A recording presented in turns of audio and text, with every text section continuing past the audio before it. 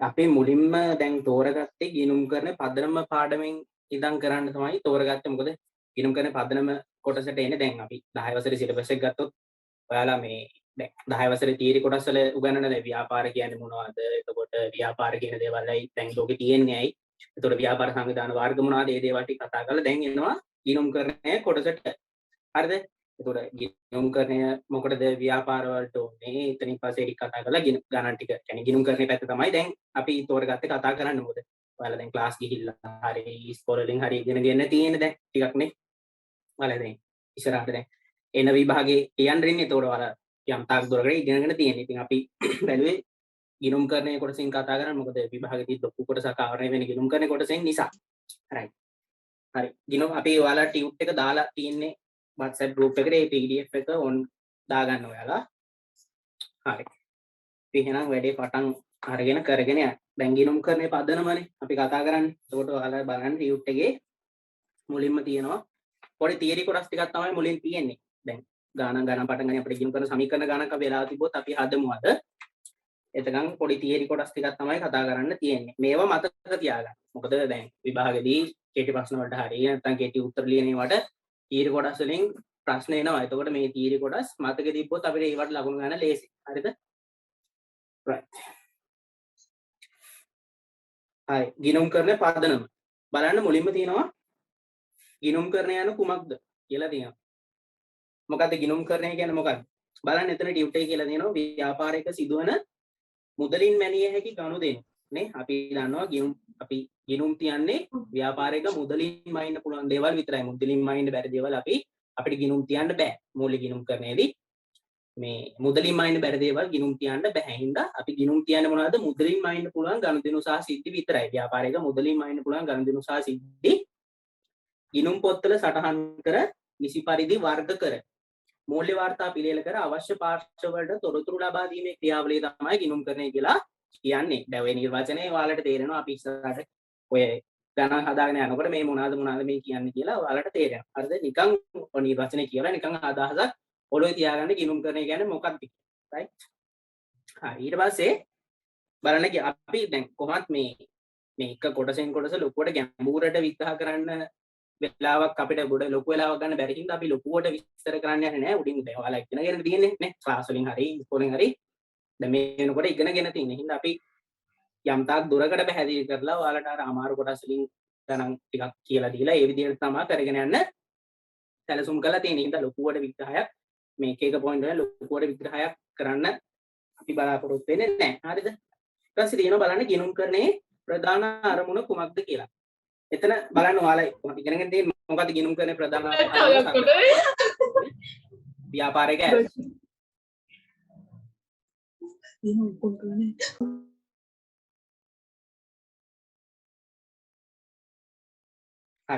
එතකොට ගිණුම් කරන්නේ අරමුණ මොකද්ද? සරලව කිව්වොත් ව්‍යාපාරික ඇල්මක් දක්වන පාර්ශ්වයන්ට තොරතුරු ලබා දීම තමයි ගිණුම් කරන්නේ මූලික අරමුණ වෙන්නේ. මම ඒක ඔයාලට එතන තියාගන්න පොඩි නිර්වචනයක් කියන්නම් මේක ලියාගන්න. ගිණුම් කරන්නේ ප්‍රධාන අරමුණ. මේක මතක තියාගන්න මොකද විභාගය අනිවාර්යෙන් අහන්න පුළුවන් ගිණුම් කරන්නේ අරමුණ මොකක්ද කියලා. ඉතින් නිකන් සරලව කියවලා අයිඩියා එක ඔළුවේ තියාගන්න. ලියාගන්න එක ව්‍යාපාරයක් පිළිබඳ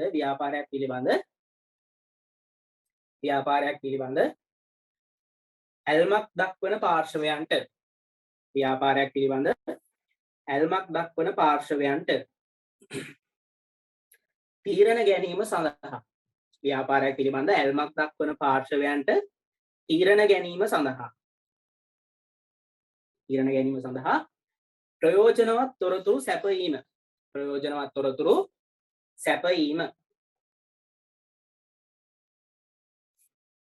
ප්‍රයෝජනවත් තොරතුරු සැපයීම ගිණුම් කරණයේ මූලික අරමුණ වේ. අය මුලින් ඉඳන් කියන එක පාරක් බලාගන්න ව්‍යාපාරයක් පිළිබඳ ඇල්මක් දක්වන පාර්ශවයන්ට තීරණ ගැනීම සඳහා ප්‍රයෝජනවත් තොරතුරු සැපයීම ගිණුම් කරණයේ මූලික අරමුණු වේ. ඒතකොට ගිණුම් කරණයෙන් තොරතුරු සැපයීමක් තමයි කරන්නේ. ව්‍යාපාරික ඇල්මක් දක්වන පාර්ශවයන්ට තොරතුරු සැපයීමක් තමයි කරන්නේ. ඔයාලා දැන් ඉගෙනගෙන ඇති අපි 10 වසරේ දැන් O level syllabus එකේදී මූල්‍ය ප්‍රකාශන දෙකක් හදනවා මොනවාද? ලාභ හෝ අලාභ ප්‍රකාශනයයි මූල්‍ය තත්ත්ව ප්‍රකාශනයයි. එතකොට මූල්‍ය ප්‍රකාශන මේ මූල්‍ය ප්‍රකාශන දෙක තමයි අපි කියන මේ O level මට්ටමේදී ඉගෙන ගන්නේ ගිණුම්කරණයේ අවසාන ඵලයේ විදිහට. එතකොට ඒ මූල්‍ය ප්‍රකාශන දෙකෙන් තමයි ව්‍යාපාරයක ඔය කියන ඇල්මැති පාර්ශවයන්ට තොරතුරු ලබා දෙන්නේ. දැන් අපි පියවරින් පියවර මේ මූල්‍ය ප්‍රකාශන අදන තැනට වෙනකන් තමයි අපි පියවරින් පියවර ඉගෙනගෙන යන්නේ. හරි. එතකොට ගිණුම්කරණයේ මූලික අරමුණ වෙන්නේ මොකද්ද? ව්‍යාපාරයක ඇල්මක් දක්වන පාර්ශවයන්ට ඇල්මක් දක්වන පාර්ශවය කියන්නේ කවුද? ආයෝජකයෙ වෙන්න පුළුවන්, ව්‍යාපාරයේ අයිතිකරුවෝ වෙන්න පුළුවන්, සේවකයෙ වෙන්න පුළුවන්, යෝනම් පාර්ශවයනේ. අපි 10 වසරේදී ඒක අපි ව්‍යාපාර ගැන ඉගෙන ගන්නකොට ව්‍යාපාර ගැන ඇල්මැති පාර්ශවය ඉගෙන ගන්නවා. එතකොට ඒ කියන මේ ඇල්මැති පාර්ශවයට තොරතුරු ලබා දෙන එක තමයි ගිණුම්කරණයේ මූලික අරමුණ වෙන්නේ. ඊට පස්සේ තියෙනවා ගිණුම්කරණයේ අවශ්‍යතාව නම් කරන්න කියලා තියෙනවා. බලන්න එතන පොඩි කරුණු කිහිපයක් කරුණු පහක් දීලා තියෙනවා. කියවලා ඔකෙන් ලේසි දෙකක් තුනක් මතක තියාගන්න. ඇහුවොත් විභාගෙට ලියන්න. මේ තියෙන කොටස් මේව මතක තියාගන්න කියවලා මොකද අනිවාර්යයෙන් විභාගෙට ප්‍රශ්නයක් තියෙන්න පුළුවන්. බලන්න ගිණුම්කරණයේ අවශ්‍යතාව නම් කරන්න කියලා තියෙනවා. මොකද ඒ කියන්නේ මෙතන අහන්නේ මොකද්ද? ව්‍යාපාරයකට ඇයි ගිණුම්කරණය කියලා දෙයක් ඕනේ. දැන් අපි ව්‍යාපාර කියන්නේ මොනවද කියලා ඉගෙනගෙන තියෙනවා. නේ? කලින් අපි ඉගෙන ගන්න කියන්නේ අපි මේ 10 වසරේ සිලබස් එකේදී මුලදී ඉගෙන ගන්න ඕනේ ව්‍යාපාර ගැන. නේ? එතකොට දැන් මෙතන කියන්නේ මොකද්ද? දැන් කතා කරන්නේ මේ ගිණුම්කරණය කොට. එතකොට මෙතන අහන්නේ මොකද්ද? ඇයි ව්‍යාපාර වලට ගිණුම්කරණය කියන දෙයක් ඕනේ? ගිණුම්කරණය කියලා දෙයක් ඇයි ව්‍යාපාර වලට අවශ්‍ය වෙන්නේ කියලා තමයි අහන්නේ. මොනවාද පළවෙනි එක කියලා දෙනවා ව්‍යාපාරයක් සතු සීමිත සම්පත් පාලනයකින් යුතුව පවත්වා ගැනීම. අපිට දැන් අපි ඕනම රටකට වෙන්න පුළුවන්, ව්‍යාපාරයකට වෙන්න පුළුවන් නේ. තියෙන සම්පත් සීමිතයි. දැන් ව්‍යාපාරයකට තියෙන සම්පත් සීමිතයි. දැන් ඔයාලා ගෙවල්ලාක තියෙන සිල්ලර කඩේ ගන්නකො. මේ සල්ල උදාහරණයක් විදිහට. එතකොට මේ සිල්ලර කඩේ ව්‍යාපාරයනේ. එතකොට මේ කඩේට තියෙන නැත්නම් මේ ව්‍යාපාරේ තියෙන සම්පත් සීමිතයිනේ. මුදල් බොහොම පොඩි ප්‍රමාණයක් තියෙන. වත්කම් බොහොම පොඩි ප්‍රමාණයක් තියෙන. එතකොට මේ ගිණුම්කරණය ඇයි එක හේතුවක් තමයි ගිණුම්කරණය අවශ්‍ය වෙන්නේ. ඔය කියන සීමිත සම්පත් මුදල් වෙන්න පුළුවන් නැත්නම් ව්‍යාපාරයක වත්කම් වෙන්න පුළුවන්. ඒ ඕනම දෙයක් අපිට ක්‍රමානුකූලව හරියට මේ පාලනයකින් යුතුව අපි දැන් අපි හරියට ගිණුම් තියනවා නම් අපිට පුළුවන් අද දවසේ ව්‍යාපාරේ සල්ලි කොච්චරක් ආවා. සල්ලි කොච්චරක් එළියට ගියා. ඒ වගේ අපිට පොඩි ප්ලෑන් එකක් ඇතුව හරියට ඒ වත්කම් මේ දේවල් පාලනයකින් යුතුව පවත්වාගෙන යන්න පුළුවන් මේ ගිණුම්කරණයේ දේ කියන දේ අපිට ඕනේ. දෙවෙනි එක බලන්න ව්‍යාපාරික ගනුදෙනු සටහන් කිරීම තුලින් අමතක වීම හෝ අතපසු වීම අවම කරගත හැකි වීම නේ. අපි දැන් ව්‍යාපාරික ගිණුම් කියන්නේ නැහැ. දැන් අපි තුමු දැන් ඔයාලා ගෙදර ළඟ කඩේ මේ මුදලාලි කිසිම දෙයක් ලියන්නේ නැහැ. විකුණුවක් වුණත් බිස්කට් පැකට් එකක් විකුණුවත් ලියන්නේ නැහැ. කාල් කිලෝවක් විකුණුවත් කොහෙවත් ලියන්නේ නැහැ. සල්ලි ටික ගන්නවා බඩු ටික දීලා යවනවා. කිසිම ගනුදෙනුවක් කොහෙවත් ලියන්නේ නැහැ. එතකොට මොකද වෙන්නේ? ඒ කඩේ අයිතිකරුවා නැත්නම් අපි හිතමු මුදලාලිමයි අයිතිකරුවා කියලා. එතකොට මුදලාලි දන්නේ නැහැ අද දවසේ ව්‍යාපාරේ කොච්චර සල්ලි ආවද? කොච්චර ප්‍රමාණයක විකුණුම් වුණාද? කොච්චරක විකුණුම් වටිනාකමක් අද දවසේ මම කොච්චරක විකුණුම් කරාද? සල්ලි කොච්චරක් ව්‍යාපාරයට ආවද? සල්ලි කොච්චරක් ව්‍යාපාරෙන් එළියට ගියාද? මේ කිසිම දෙයක් ව්‍යාපාරය දන්නේ නැහැ මේ ගිණුම් තිබ්බේ නැත්තම් හරියට. මොකද දැන් ගිණුම් තියන්නේ නැහැ කියනද දැන් වෙන ගනුදෙනුවක් ගිණුම් තියන්නේ නැහැ කියලා කියන්නේ පස්සේ මොකද වෙන්නේ? ඒවා අමතක වෙලා යනවා. එතකොට ඒ හරියට මේ දේවල් අපිට විකුණුම් කොච්චර වුණාද? සල්ලි කොච්චරක් තියනවද ව්‍යාපාරය ඇතුලේ? අද දවසේ කොච්චරක සල්ලි ව්යාපාරයට ආවද? ව්‍යාපාරයෙන් එළියට ගියාද? කිසිම දෙයක් දැනගන්න විදිහක් නැහැ. හරියට ගිණුම් තිබ්බේ නැහැ. තුන්වෙනි එක බලන්න ව්‍යාපාරයේ ලාභය හෝ අලාභය තත්ත්වය හා මූල්‍ය තත්ත්වය මැන බැලීම. එතකොට අපිට ගිණුම්කරණය අවශ්‍ය වෙන තව හේතුවක් තමයි අපිට පුළුවන් අපි මේ පියවරෙන් පියවර ගිහිල්ලා අපි මූල්‍ය ප්‍රකාශන හදන්න ඉගෙන ගන්න ඕනේ අවසානයේ. අපි හදනවා ලාභ හෝ අලාභ ප්‍රකාශනය කියලා එකක්. ඒතකොට ලාභ හෝ අලාභ ප්‍රකාශනය තමයි ව්‍යාපාරයක මොකක් බලන්නද? කාලච්ඡේදයක අවසානයේදී ඒ කාලච්ඡේදය සඳහා අවුරුද්දක් වෙන්න පුළුවන්, මාස 6ක් වෙන්න පුළුවන්, මාසයක් වෙන්න පුළුවන්. ඒ කාලච්ඡේදය සඳහා අපිට පුළුවන් ව්‍යාපාරයේ ලාභය හෝ අලාභය මේ කාලච්ඡේදය ඇතුළතදී මේ මාසය ඇතුළතදී මේ අවුරුද්ද ඇතුළතදී මේ ව්‍යාපාරයේ ලාභයක්ද ලබලා තියෙන්නේ නැත්නම් අලාභද ලබලා තියෙන්නේ. ඒ දේ බලා ගන්න පුළුවන් ලාභ හෝ අලාභ ප්‍රකාශන. එතකොට මූල්‍ය තත්ත්ව ප්‍රකාශනයෙන් අපිට බලා ගන්න පුළුවන් මූල්‍ය තත්ත්වය. මූල්‍ය තත්ත්වය කියන්නේ ව්‍යාපාරයක යම්කිසි දවසකට ව්යාපාරයේ වත්කම් වගකීම් හිමිකම් කියන සංයුත්තය හැදලා තියෙන විදිය. ඒ කියන්නේ මෙන්න මේ දවසට මේ ව්‍යාපාරයේ කොච්චරක වටිනාකමක් තියෙන වත්කම් තියෙනවද? කොච්චරක් වගකීම් තියෙනවද? කොච්චරක හිමිකමක් තියෙනවද? අන්න ඒ දේවල් තුන බලා ගන්න පුළුවන් මූල්‍ය තත්ත්ව ප්‍රකාශනයේ. එතකොට අන්න ගිණුම්කරණය ව්‍යාපාරයකට අවශ්‍ය වෙන තව හේතුවක් තමයි ව්‍යාපාරයේ ලාභය අලාභය කොච්චරද කියලා බලා ගන්න සහ මූල්‍ය තත්ත්වය මන බලන්න. මූල්‍ය තත්ත්වය කියන්නේ යම්කිසි දවසකට ව්‍යාපාරයක තියෙන වත්කම් වගකීම් හිමිකම් වල වටිනාකම්. ඉන්කම් වල හැදලා තියෙන සංයුක්ත. ඊපස්සේ 4 ආදායම් බදු ගෙවීම වැනි නීතිමය අවශ්‍යතාවයන් සපුරා ගැනීම. අපි දන්නවා මහා පරිමාණ ව්‍යාපාරනේ අපි කතා සමාගම් ඒ වගේ ලොකු ව්‍යාපාර අපි දන්නවා වාර්ෂිකව මේ රජයට බදු ගෙවනවා. එතකොට මේ බදු ගෙවනකොට අනිවාර්යෙන් අපිට යම් කිසි අවුරුද්දක් සඳහා වෙන්න පුළුවන්, කාර්යයක් සඳහා වෙන්න පුළුවන්, ව්‍යාපාරයක් උපයලා තියෙන ලාභය ගණනය කරන්න අවශ්‍ය වෙනවා. මොකද ලාභය මත පදනම් වෙලා තමයි අපි බදු ගෙවීම කටයුතු කරන්නේ. ඒකට අනිවාර්යෙන් ව්‍යාපාරයක ඒ බදු ගෙවන ඒ නීතිමය කටයුතු සපුරාලන්නත් අනිවාර්යෙන් ගිණුම්කරණය අවශ්‍ය වෙනවා. ඊට පස්වෙනි කාරණා කියලා තියෙනවා ඉදිරි ව්‍යාපාරික කටයුතු සැලසුම් කර පවත්වාගෙන යන්න. එතකොට අපිට ගිණුම්කරණය හරියට මේ පවත්වාගෙන යනවා නම් ව්‍යාපාරයක් ඇතුලේ අපිට පුළුවන් ඉස්සරහට අපිට දන්නවා දැන් හරියට ගිණුම්කරණය කරගෙන යනවා අපි දන්නවා මේ මාසය ඇතුළතදී ව්‍යාපාරය විකුණුම් කොච්චර කරාද. එහෙනම් ඉදිරි මාසේ ඉදිරි ඉස්සරහදී අපි තව විකුණුම් කොච්චර කරන්න ඕනද? ඒ වගේ අපිට පුළුවන් පොඩි ප්ලෑන් එකක් හදාගෙන ප්‍රමාණිකූලව ව්‍යාපාරය කරගෙන යන්න මේ ගිණුම්කරණය කියන දේ හරියට කරගෙන යනවා නම් ව්‍යාපාරය ඇතුළේ. එතකොට ඔන්න ඔය කියන දේවල් නිසා තමයි ගිණුම්කරණය කියන දේ ව්‍යාපාර වලට ඕන. ඕක නිකන් කියවලා පොඩි අදහසක් ඔලුවේ තියාගන්න අනිවාර්යයෙන් පරිදි ප්‍රශ්නයක් තියෙන්න පුළුවන්. ඊට පස්සේ හතරවෙනි එක බලන්න. ගිණුම් තැබීමේදී සිදු කරනු ලබන මූලික උපකල්පනයක් වන ගිණුම්කරණ ඒකක සංකල්පය යන කුමක්? අපි දැන් ගිණුම්කරණය ගැන කතා කරනකොට දැන් ඔයාලා දැන් ඉන්නේ O level මට්ටමේදී. A level මට්ටමට ගියා ඊට පස්සේ එතනින් ඔයාලා විශ්වවිද්‍යාලයකට ගියා. ගිණුම්කරණය ගැන කතා කරනවා නම් අනිවාර්යයෙන් මේ ඒකක සංකල්පය කියන දේ අනිවාර්යෙන් කවදාවත් නැති වෙන්නේ නැහැ. අපි ගිණුම්කරණ ඒකක සංකල්පය මත ඉඳලා තමයි මේ ලෝකේ කොහේ කොතන ගිණුම්කරණය කරත් ඒ දේ සිද්ධ වෙන්නේ. එතකොට අපි ඉගෙන ගන්න මොකද්ද මේ ගිණුම්කරණ ඒකක සංකල්පය කියන්නේ කියලා. මේක මූලිකම සංකල්පයක් ගිණුම්කරණය ගැන ඉගෙන ගන්නකොට අනිවාර්යෙන් අපි ඉගෙන ගන්න ඕන මූලිකම සංකල්පයක් ගිණුම්කරණ ඒකක සංකල්පය කියලා කියන්නේ.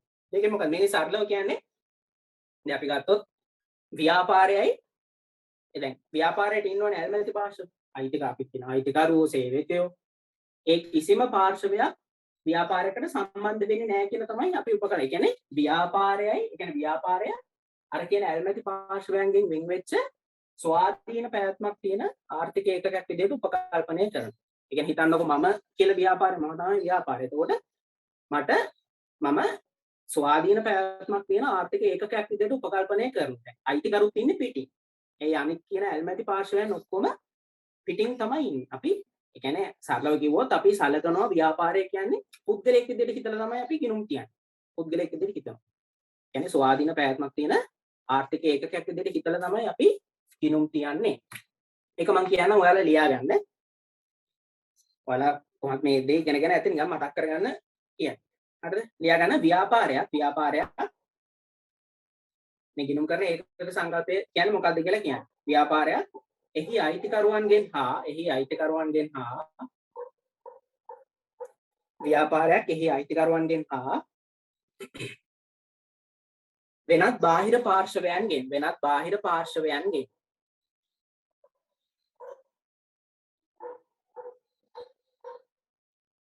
අයිතිකරුවන්ගෙන් හා වෙනත් බාහිර පාර්ශවයන්ගෙන් වෙන් වූ ස්වාධීන ඒකකයක් ලෙස ඒක ලියන කොටගෙන ව්‍යාපාරයක් එහි අයිතිකරුවන්ගෙන් හා වෙනත් බාහිර පාර්ශවයන්ගෙන් වෙන් වූ ස්වාධීන පැවැත්මක් ඇති කියලා. ස්වාධීන පැවැත්මක් ඇති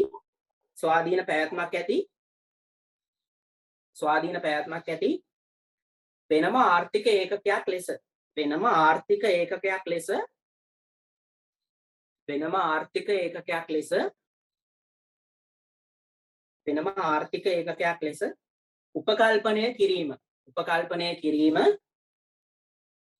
උපකල්පනය කිරීම ගිණුම් කරන ඒකක සංකල්පය ලෙස හැඳින්වේ. මුලින්ම කියන්නම් එකපාර බලා ගන්න. ව්‍යාපාරයක් එහි අයිතිකරුවන්ගෙන් හා වෙනත් බාහිර පාර්ශවයන්ගෙන් වෙන් වූ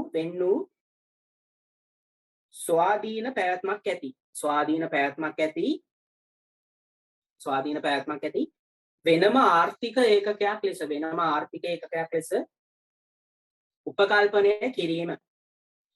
ආර්ථික ඒකකයක් ලෙස උපකල්පනය කිරීම ගිණුම්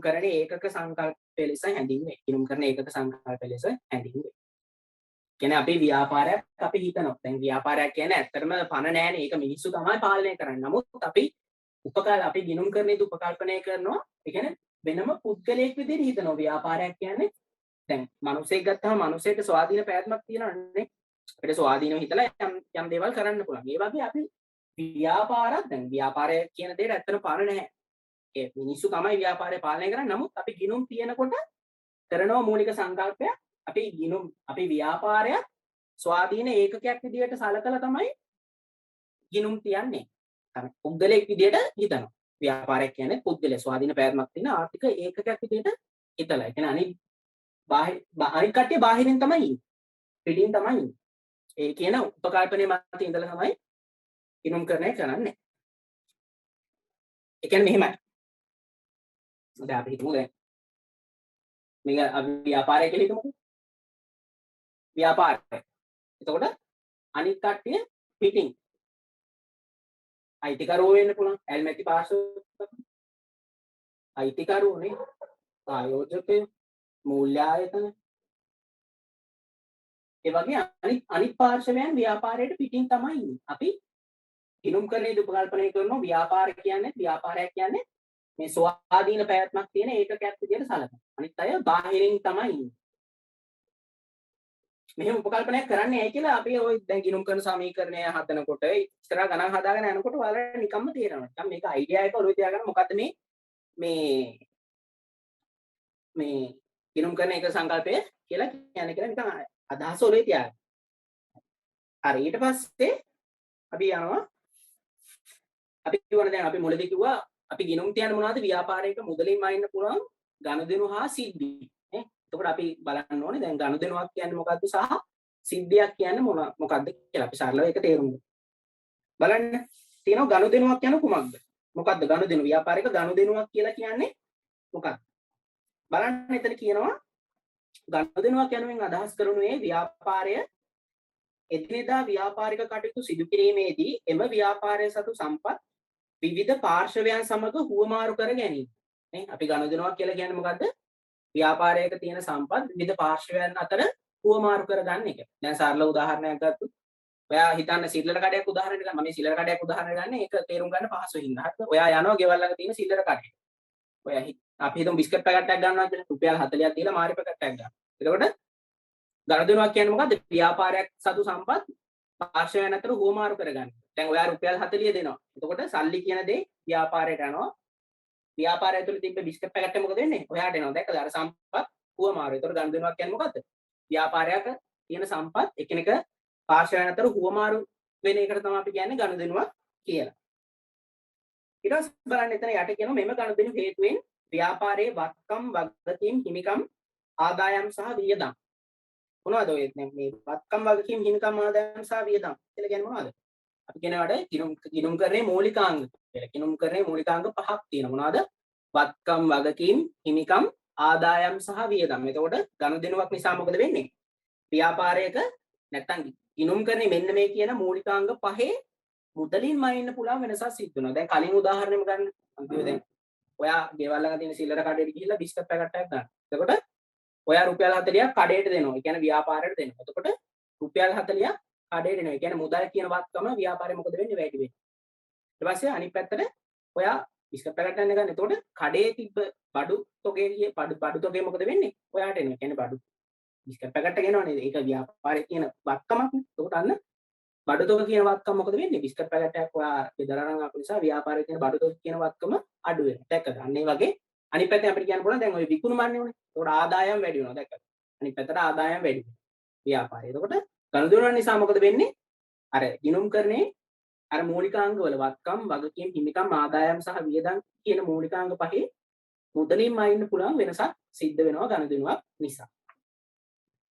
ඊට පස්සේ තියෙනවා බලන්න ගනුදෙනු වලට උදාහරණ කියලා තියෙනවා බලන්න නැවත විකිණීම සඳහා 40000ක් වටිනා භාණ්ඩ තොගයක් ණයට මිලදී ගැනීම. ඒ කියන්නේ ව්‍යාපාරයට මිලදී ගන්න. ඊට පස්සේ කියනවා බලන්න රුපියල් 2000ක ගොඩනැගිලි කුලී වියදම් ගෙවීම. මේ නිකන් උදාහරණ කියවලා නිකන් තේරුම් ගන්න ගනුදෙනුවක් ව්‍යාපාරික ගනුදෙනුවක් කියන්නේ මොකක්ද කියන එක. තුන බලන්න සම්පත් බැංකුවේ රුපියල් ලක්ෂ 2ක ණයක් ලබාගෙන ඇත.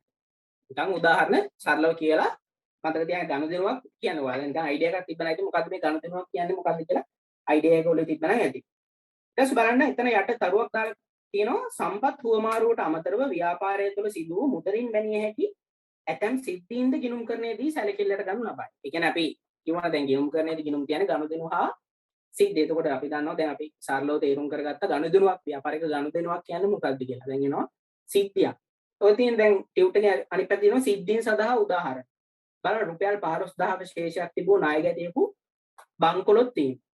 දැන් ඔයාලා ණය ගැටියා කියන්නේ කවුද කියලා දන්නවනේ. දැන් සරලව කිව්වොත් දැන් මම යනවා ගෙවල් ළඟ තියෙන සිල්වර කඩේ ගිහලා මම මොන හරි බරු ටිකක් සල්ලි දෙන්නේ නැහැ ඒ වෙලෙදී ණයට අරගෙන එනවා. එතකොට ව්‍යාපාරයේ පැත්තෙන් හිතුවොත් මම ව්‍යාපාරයට වෙන්නේ කවුද? ණය ගැටියෙක්. ඒ කියන්නේ මම බඩු ගත්තේ ණයටනේ මුදලට. මම කියනවා මුදලාලි මම හෙට හවසට දෙන්නම් ඔය බරු වල වටිනාකම ලියලා තියන්න ගාන ලියලා තියන්න මම පස්සේ සල්ලි දෙන්නම් කියලා කියනවා. එතකොට ඒ ගනුදෙනුව වෙන වෙලාවෙදී මම සල්ලි දෙන්නේ නැහැ. එතකොට ඒක ව්‍යාපාරයේ පැත්තෙන් හිතුවොත් ඒක මොන විකුණුමක්ද? ණයට විකුණුමක්. මුදලට විකුණුවක් නෙවෙයි ණයට විකුණුමක්. එතකොට අර වෙළඳ භාණ්ඩ තොගේ ණයටනේ විකිනෙන්නේ. එතකොට ව්‍යාපාරයේ පැත්තෙන් හිතුවොත් මම මාව වෙන්නේ ව්‍යාපාරයට ණය ගැතියි. එතකොට දැන් මෙතන සිද්ධියක් විදිහට උදාහරණ දීලා තියෙන්නේ 15000ක ශේෂයක් තිබුණු ණය ගැටියක බංකොලොත් වීම බුන්නත් වීම. එතකොට බුන්නත් බංකොලොත් වුණාට දැන් මම බංකොලොත් වුණොත් මට පුළුවන් දේ ණය ආපස්සට ඒ මම ණයට ගත්ත බඩුවල වටිනාකම ආපස්සට ගෙවන්න බෑනේ. එතකොට ඒක අන්න සිද්ධියකට උදාහරණයක්. එතනදී සම්පත් හුවමාරුවක් වෙන්නේ නැහැනේ. දැන් මම සල්ලි දුන්නේ නැහැ. මම බඩු ටික ගෙදර අරගෙන ආවා. නමුත් මම සල්ලි දුන්නේ නැහැ. මම යම් දවසක මම බංකොලොත් වුණා මට ඒ ණය ආපහු ගෙවන්න බෑනේ. එතකොට අනේ ඒ වගේ සිද්ධිය. තව එකක් තමයි ව්‍යාපාරයේ හටගත් ගින්නකින් රුපියල් 35000ක බඩු තොගයක් විනාශ වීම. මොකක් හරි හේතුවක් නිසා කඩේ පැත්තක පොඩි ගින්නක් ඇති වෙලා රුපියල් 35000ක බඩු තොගයක් හානි වෙනවා. කඩේ තිබ්බ බඩු ටිකක් හානි වෙලා යනවා. එතනදී සම්පත් හුවමාරුවක් වුණාද නැහැ. ඒක ව්‍යාපාරයේ වෙච්ච සිද්ධියක්. නමුත් අර මුදලින් මයින්න පුළුවන්. දැන් බලන්න මේ සිද්ධි දෙකම මුදලින් මයින්න පුළුවන්. රුපියල් 15000ක ශේෂයක් තිබූ ණය ගැටි. දැක රුපියල් 15 රුපියල් අගයකින් නැත්නම් මූල්‍යමය වටිනාකමකින් මයින්න පුළුවන් වෙන්න ඕනේ ඕනම ගනුදෙනුවක් හෝ සිද්ධියක්. මොකද ගිණුම් කරන්නේදී අපි ගිණුම් කියන්නේ මුදලින් මයින්න පුළුවන් ගනුදෙනු හා සිද්ධි විතරයි. හරි. දැන් අපි ඉගෙන ගත්තා මොකද්ද ව්‍යාපාරික ගනුදෙනුවක් කියන්නේ මොකද්ද සහ සිද්ධියක් කියන්නේ මොකක්ද කියලා. ඊට පස්සේ අපි කතා කරන්න යන්නේ දැන් අපි කියවනේ ගිණුම් කරණයේ මූලිකාංග පහක් තියෙනවා කියලා නේ. මොනවද? වත්කම්, වගකීම්, හිමිකම්, ආදායම් සහ වියදම්. එතකොට ඔන්න ඔය කියන මූලිකාංග පහ මොකක්ද කියලා අපි සරලව තේරුම් ගන්න ඕනේ. ඒ කියන්නේ මේ දැන් මේ මූලිකාංග දැන් වත්කම්, වගකීම් ඔය දේවල් වල අපිට ප්‍රශ්න එන්න පුළුවන්. ඔය ඉරි ගන්න ප්‍රශ්න වලට වෙන්න පුළුවන්. ඔය වත්කම් වල ලක්ෂණ ලියන්න. වගකීම් වලක ලක්ෂණ ලියන්න. නැත්නම් ව්‍යාපාරික හිමිකම කියන්නේ මොකක්ද? ඒ වගේ ප්‍රශ්න එන්න පුළුවන් විභාගෙදී. එතකොට අපි සරලව ඉගෙන ගන්න ඕනේ ව්‍යාපාරික වත්කම් කියන්නේ මොනවද? වගකීම් කියන්නේ මොනවද? හිමිකම් කියන්නේ මොනවද? ආදායම් කියන්නේ මොනවද? සහ වියදම් කියන්නේ මොනවද කියලා. බලන්න අංක 6 යටතේ තියෙන තුන්වෙනි පුතේ වත්කමක් යන කුමක්ද? වත්කමක් යන කුමක්ද? මේ මීටින් එක තව විනාඩි 5කින් ඉවර වෙයි. එතකොට ඔයාලා ඉතින් කොහොමත් මේ ලොග් අවුට් වෙනවානේ. ආයි ඔය තියෙන ලින්ක් එකෙන්ම ආයි ලොග් වෙන්න Zoom meeting එකට. හරිද? බලන්න වත්කමක් යන කුමක්ද? බලන්න එතන කියනවා ව්‍යාපාර ගනුදෙනු නිසා ඇතිවන ව්‍යාපාරය පාලනය කරන ආර්ථික ප්‍රතිලාභ ලබා දෙන ව්‍යාපාරයේ සතු සම්පත් වත්කම් වේ. මේවා ජංගම වත්කම හා ජංගම නොවන වත්කම ලෙස තවදුරටත් වර්ග කළ හැකියි. ඒත් බලන්න වත්කමක් ගත්තම වත්කමක තියෙනවා ලක්ෂණ 3ක්. ලක්ෂණ 3ක්. වත්කමක තියෙනවා ලක්ෂණ 3ක්. මොකක්ද ඒ? පළවෙනි එක තමයි මේ ලක්ෂණ 3 මතක තියාගන්න. කියවලා මතක තියාගන්න. මොකද අනිවාර්යෙන් විභාගෙදී ඊරාම උපාම මේ වගේ ප්‍රශ්නයක් අහන්න ඉඩ කඩ තියෙනවා. මොකද මේ මූලිකම දේවල් ඉගෙනුම් කරන ගැන කතා කරනකොට මේ මූලිකම දේවල් ටික තමයි මේ ඉගෙන ගන්න. ඒකට අනිවාර්යෙන් මේවෙන් ප්‍රශ්න එනවා. බලන්න පළවෙනි ලක්ෂණය මොකද්ද? අතීත ගනුදෙනුවක ප්‍රතිඵලයක් ලෙස ඇතිවීම. ඒ කියන්නේ මේ මොහොතේ ඉඳන් බැලුවොත් වර්තමාන මේ මොහොතේ ඉඳන් බැලුවොත් ව්‍යාපාරික තියෙන වත්කම අත්පත් කරගෙන තියෙන අතීතේ වෙච්ච ගනුදෙනුව නේ. දැන් ඔයාලා දැන් මේ මොහොතේ යනවා හිතන්න ගෙවල් ළඟ තියෙන සිල්වර කඩේ. එතකොට ඒ කඩේ තියෙන වත්කම් මොනවද? නේ ඒ කොට නැගිල්ල තියෙනවනේ. බඩු තොගේ තියෙන බඩු තොගේ කියන්නේ මොනවද? හාල් පොල් පිටිසීනේ ඕවා ටික කඩේ තියෙන. නේ එතකොට බඩු අසුල්ලා තියෙන රාක්ක ටික තියෙනවනේ. ඒවා ව්‍යාපාරික වත්කම්. එතකොට මේ මොහොතේ කියලා අපි හිතුවොත් ඔය වත්කම් ඒ ව්‍යාපාරය අත්පත් කරගෙන තියෙන්නේ අතීතයේදීනේ වර්තමානයේදී. ඒක අපි කියන්නේ අර වත්කම් වල එක ලක්ෂණයක් වෙනවා අතීත ගනුදෙනුවක ප්‍රතිඵලයක් ලෙස ඇතිවීම කියන්නේ. අතීතයේදී තමයි මේ වත්කම් අත්පත් කරගන්නේ. දෙක බලන්න වර්තමානයේදී ව්‍යාපාරය විසින් පාලනය කිරීම. නේ අපි දන්නවා ව්‍යාපාරයක ඇතුළේ තියෙන වත්කම් ව්‍යාපාරනේ පාලනය කරන්නේ.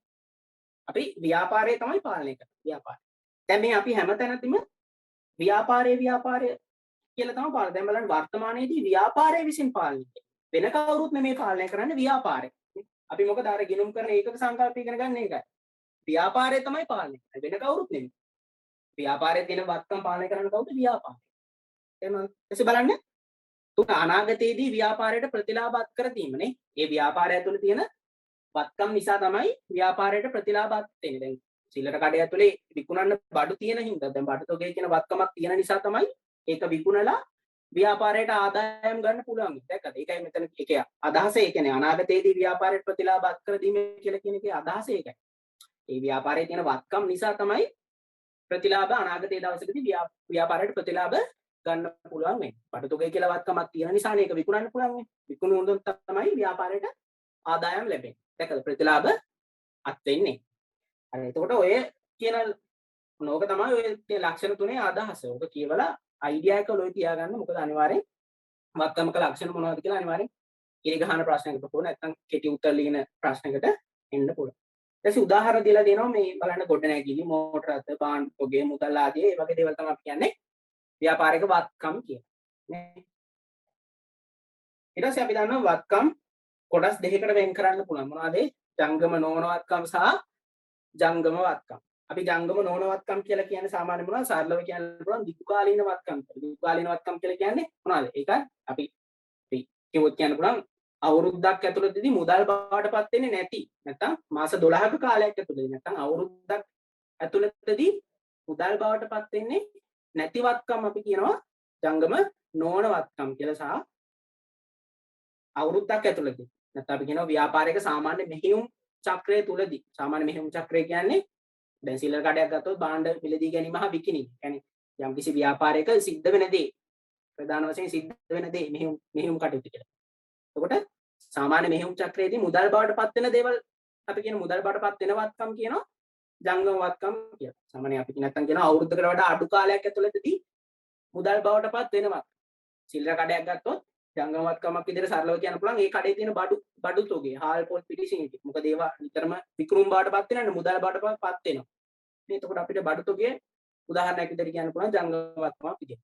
ඔය දෙක තමයි සරලව මම ඕන ඔය දෙක ලියා ගන්න දෙන්නම්. දැන් කොහොමද මීටින් එක ඉවර වෙයි. ඔයාලා අලුත් ලින්ක් එකෙන් ලොග් වෙන්න.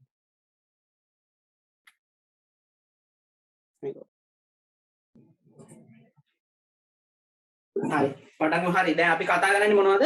අපි දැන් මෙතන ඉඳන් හරි. ගිණුම්කරණයේ මූලිකාංග ගැන කතා කරනවා. ඒක ගිණුම්කරණයේ මූලිකාංග තියෙනවා කියලා පහක් මොනවද? වත්කම්, වගකීම්, හිමිකම්, ආදායම් සහ වියදම්. එතකොට ඔන්න ඔය කියන මූලිකාංග පහ ගැන තමයි ඉතින් දැන් අපි ඉගෙන ගන්න යන්නේ. දැන් අපි වත්කම් වල ලක්ෂණ මොනවද කියලා කතා කරා. උදාහරණ කිහිපයක් තියෙනවා නිකන් සරලව මතක තියාගන්න. වත්කම් කියම අපි දන්නවනේ ව්‍යාපාරික තියෙන වත්කම්. ගොඩනැගිලි, මෝටර රථ, භාණ්ඩ තොගය, මුදල් ඒ වගේ දේවල් තමයි ණය ගැටියෝ ඒ වගේ දේවල් තමයි ව්‍යාපාරික වත්කම් වෙන්නේ. ඒතර වත්කම හඳුන ගන්නකොට ඔය දැන් අපි ඉගෙන ගත්ත ඒ ලක්ෂණ තුන තියෙනවද කියලා බලන්න. ඒ ලක්ෂණ තුන තියෙනවා නම් අපිට කියන්න පුළුවන් ඒක ව්‍යාපාරයේ වත්කමක් කියලා. ඒතකොට වත්කම් කැඩෙනවා කොටස් දෙකකට නේ. වල ඉගෙන ගන්න තියෙනවා මොනවද? ජංගම නොවන වත්කම් සහ ජංගම වත්කම් කියලා. ඔතන ඔය ජංගම නොවන වත්කම් වල මම පොඩි ඕනම් කියන ලියා ගන්න. ජංගම නොවන වත්කම් කියලා කියන්නේ ලියා ගන්න ව්‍යාපාරයක සාමාන්‍ය මෙහෙයුම් චක්‍රය තුලදී ව්‍යාපාරික සාමාන්‍ය මෙහෙයුම් චක්‍රය කියලා කියන්නේ සාමාන්‍යයෙන් ඒ ව්‍යාපාරයේ සිද්ධ වෙන දේ. අපි සිල්ලර කඩයක් උදාහරණයක් ගත්තොත් ඒකේ සාමාන්‍ය වෙන්නේ මොකද්ද? භාණ්ඩ මිලදී ගැනීම සහ විකිණීම කියන දේ. එතකොට සිල්ලර කඩේක මේ සාමාන්‍ය මෙහෙයුම් කටයුත්ත තමයි භාණ්ඩ මිලදී ගැනීම සහ විකිණීම. එතකොට ඒ ව්‍යාපාරවලට ඒ ව්‍යාපාරයේ ස්වභාවය අනුව මෙහෙයුම් කටයුත්ත කියන දේ වෙනස් වෙනවා. ඒක සාමාන්‍ය අපි ජංගම නොවන වත්කම් කියලා කියන්නේ ව්‍යාපාරයක සාමාන්‍ය මෙහෙයුම් චක්‍රය තුලදී මුදල් බවටපත් නොවන වත්කම්. මුදල් බවටපත් නොවන වත්කම්.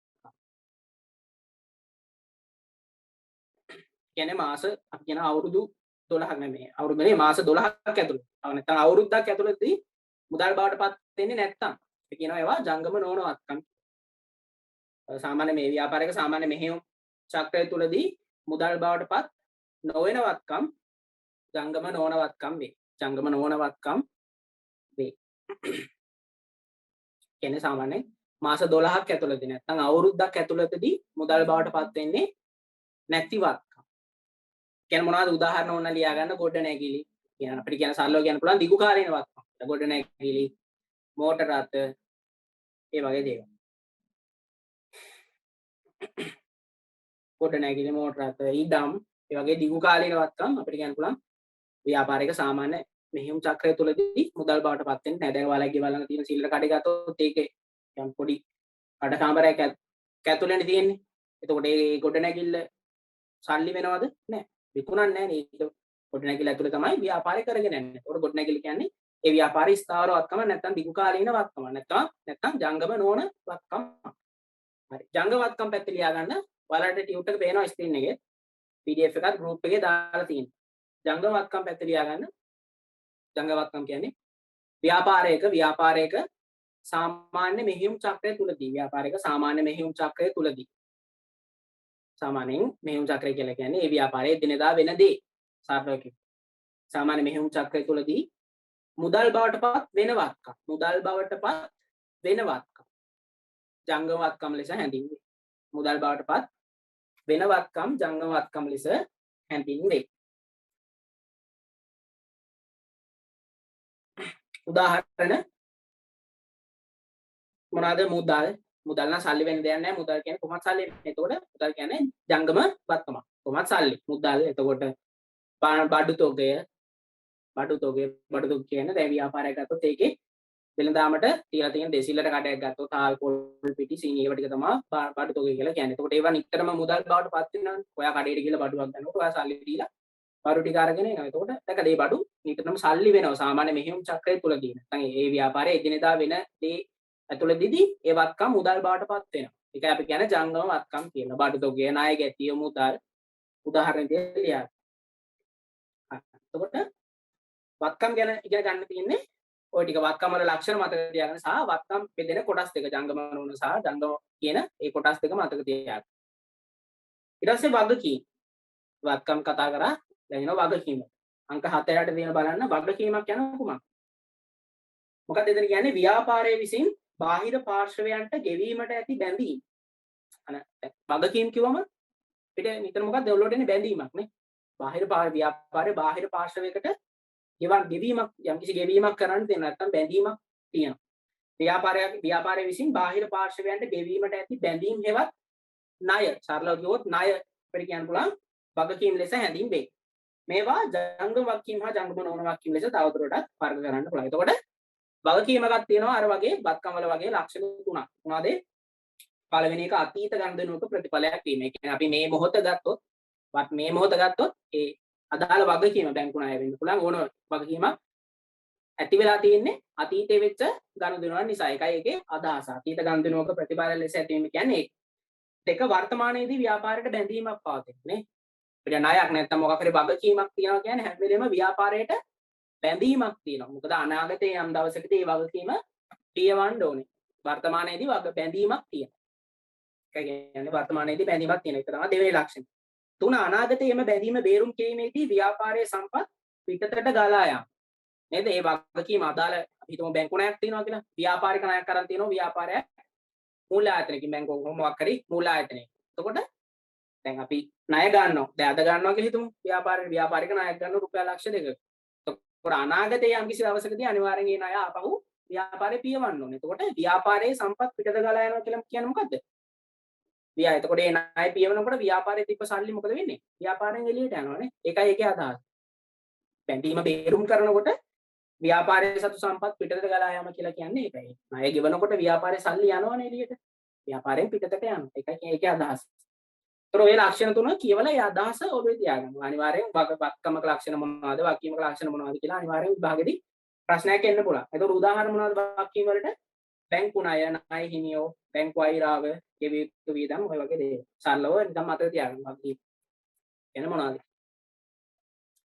ඊට පස්සේ වගකීමුත් අපිට වර්ග කරන්න පුළුවන් කොටස් දෙකකට. මොනවද?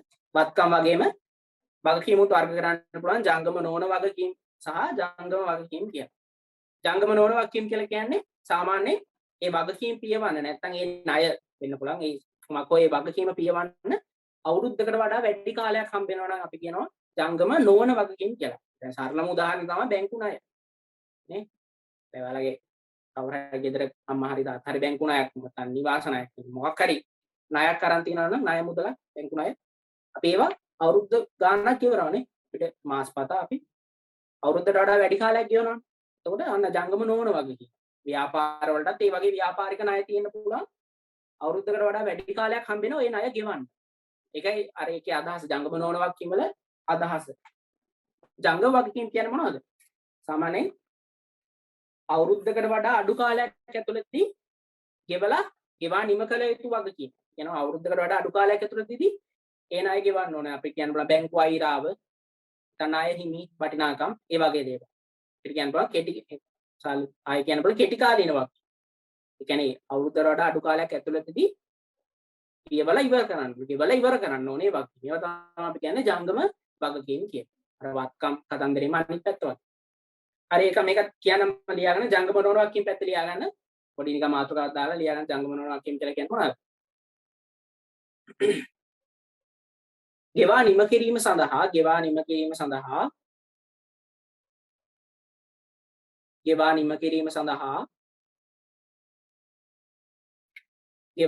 කිරීම සඳහා අවුරුද්දකට වඩා වැඩි කාලයක් ගතවන වගකීම. අවුරුද්දකට වඩා වැඩි කාලයක් ගතවන වගකීම. ගෙවා නිම කිරීම සඳහා අවුරුද්දකට වඩා වැඩි කාලයක් ගතවන වගකීම. ඒ කියන්නේ දිගු කාලීන වගකීම්. සරලම උදාහරණයක් බැංකු ණය. උදාහරණ ලියන්න බැංකු ණය.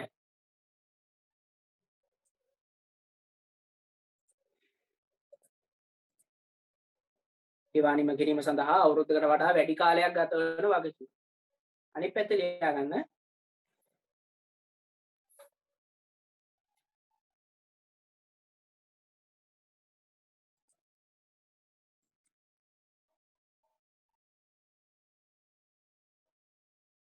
ජංගම නොවන වගකීම් ජංගම වගකීම් පැත්ත ලියාගන්න අවුරුද්දකට වඩා අඩු කාලයක් තුලදී ගෙවා නිම කළ යුතු වගකීම්.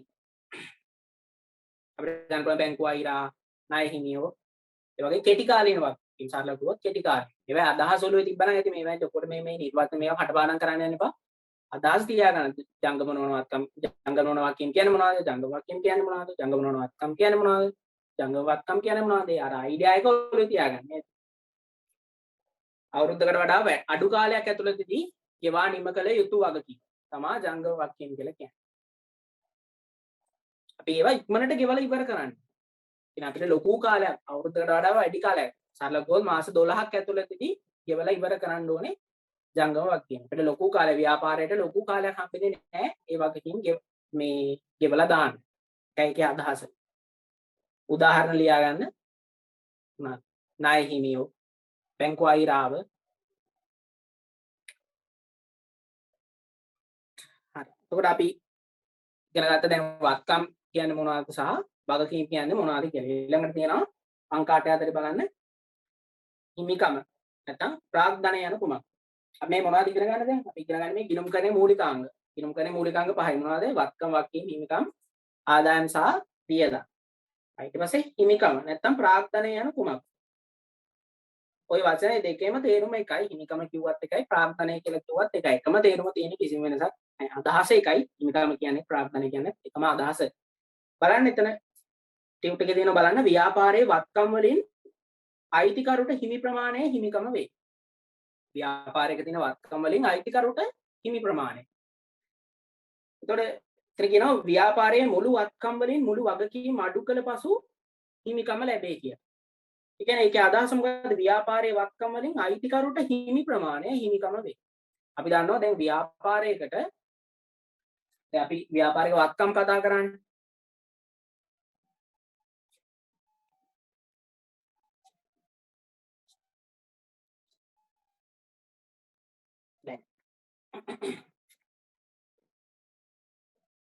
දැන් ව්‍යාපාරයේ තියෙනවා කියලා හිතමු. දැන් මේ ව්‍යාපාරයේ තියෙනවා මොනවද? වත්කම්. එතකොට මේ වත්කම් ඒ ව්‍යාපාරයට අත්පත් කරගන්න පුළුවන් ක්‍රම දෙකක් තියෙනවා. මොකද්ද? ව්‍යාපාරයක තියෙන වත්කම්. සරල උදාහරණ සිල්ලර කඩයක් ගන්න. දැන් ඔයා මේ වෙලාවේ සිල්ලර කඩේට ගියොත් මොනවද තියෙන්නේ? ඒ ව්යාපාරයේ තියෙන වත්කම් මොනවද? කොට නැගිල්ල තියෙනවා. බඩු තොගේ තියෙනවා. නේ? බඩු මොන හරි ප්‍රවාහනය කරන්න මෝටරයක් හරි මොකක් හරි මොන හරි තිබ්බොත් ඒ දේ තියෙනවා. එතකොට බඩු අසුල තියෙන රාක්ක ටික තියෙනවා. ඒවනේ වත්කම් කියන්නේ. ඒවා තමයි ව්‍යාපාරික වත්කම් කියන්නේ. එතකොට ඔය ඔන්න ඔය කියන වත්කම් ක්‍රම දෙකකට අත්පත් කරගන්න පුළුවන් ව්‍යාපාරයකට. මොනවාද? දැන් ව්‍යාපාරයකට ඉන්නෝනේ අයිතිකරුවෙක් නේ.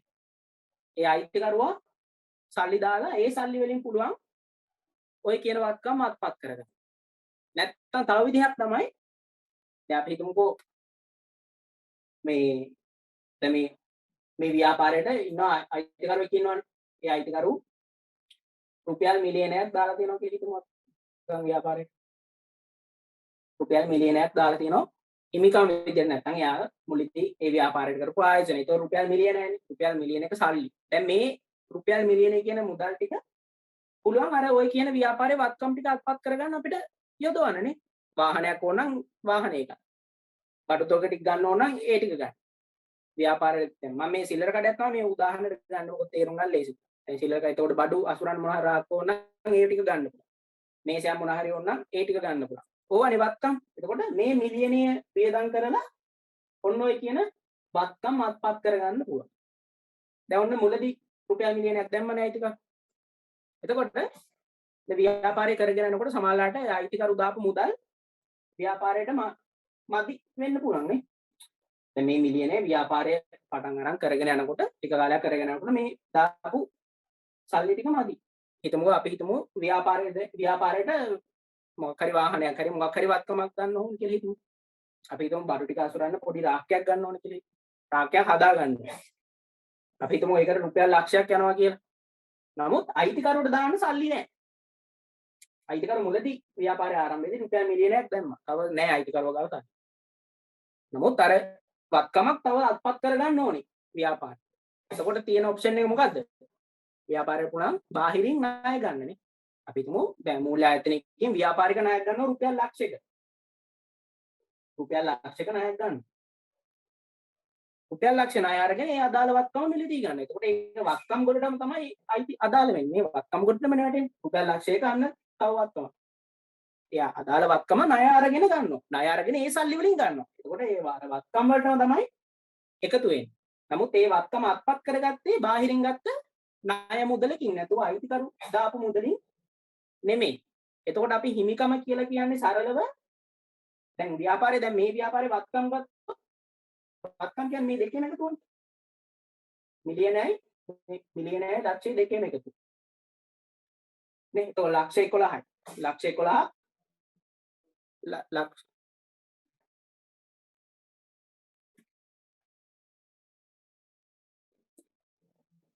නේ වත්කම් මේ ව්‍යාපාරේ වත්කම් කියන එක දැන් ලක්ෂ 11ක් තියෙනවා. හරි. එතකොට ඔන්න වත්කම්නේ දැන් ඔන්න ඒ ව්‍යාපාරයේ තියෙන වත්කම් වල වටිනාකම ලක්ෂ 11. නමුත් මේ ලක්ෂ 11ම අයිතිකරුට අයිති නෑ. අපි හිමිකම කියලා කියන්නේ මොකද්ද? මෙතන කියනවා බලන්න හිමිකම කියලා කියන්නේ ව්‍යාපාරයේ වත්කම් වලින් අයිතිකරුට හිමි ප්‍රමාණය. මේ ව්‍යාපාරයේ දැන් ලක්ෂ 11ක වත්කම් තියෙනවා. නමුත් අයිතිකරුට හිමි ප්‍රමාණය වෙන්නේ කීයද? මේ ටික විතරයි. මේකට තමයි හිමිකම කියලා කියන්නේ. මුලදී ව්‍යාපාරෙට දැම්මේ මිලියනයි. මේ ලක්ෂේ අයිතිකරුට අයිතිද නෑ. ඒක බාහිරින් ගත්ත ණයක්. නේ?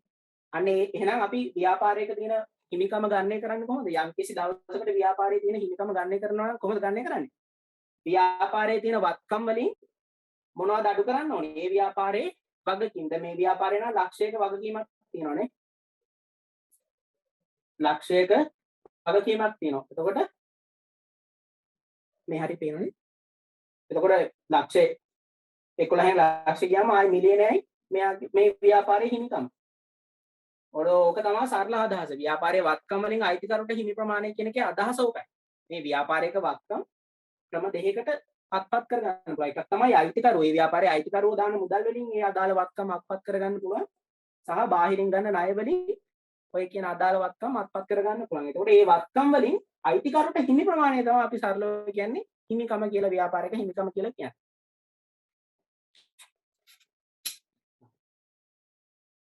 හරි බලන්න එතන පොඩි උදාහරණ කියලා දීලා තියෙනවා බලන්න අනිත්‍ය ව්‍යාපාරයේ 2025 31 දිනට පැවති මුළු වත්කම් වල අගය ලක්ෂ 45යි. මිලියන වලින් කිව්වොත් මිලියන 4.5යි. ලක්ෂ වලින් කිව්වොත් ලක්ෂ 45යි. වන අතර එදිනට බැංකු ණය කීයද? ලක්ෂ 15යි. මිලියනෙන් කිව්වොත් 1.5යි. බැංකුණාවේ ලක්ෂ 15ක් පැවති. මෙම ව්‍යාපාරයේ හිමිකම වන්නේ කීයද? ඒතකොට අපි කොහොමද හිමිකම ගන්න එක කරන්නේ? මේ තියරියම තමයි. නේ? මුළු chat එකට දාන්න දැන් ඔයාලා හදලා දැන් මේක තේරුණා නම් දැන් මේ කියපු අදහස මේ හිමිකම කියන එකේ අදහස තේරුණා නම් chat එකට හදලා දාන්න බලන්න දාන්න. කීයද දැන් මේ ව්‍යාපාරේ 2020 5යි 31 දිනට හිමිකම කීයද කියලා හදලා දාන්න බලන්න.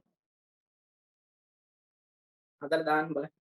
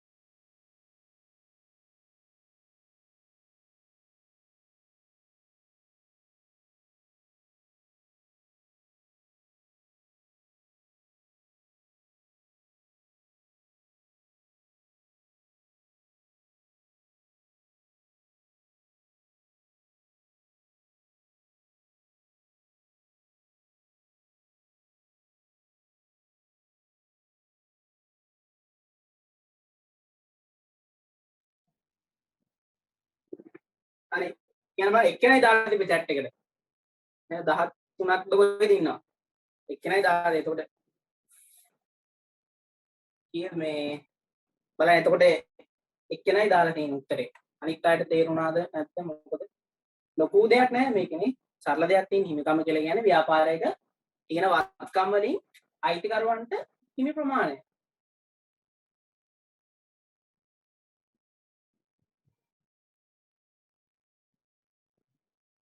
තව එක්කෙනෙක් දාලා තියෙනවා. හරි අපි උත්තරේ බලමු කීයද?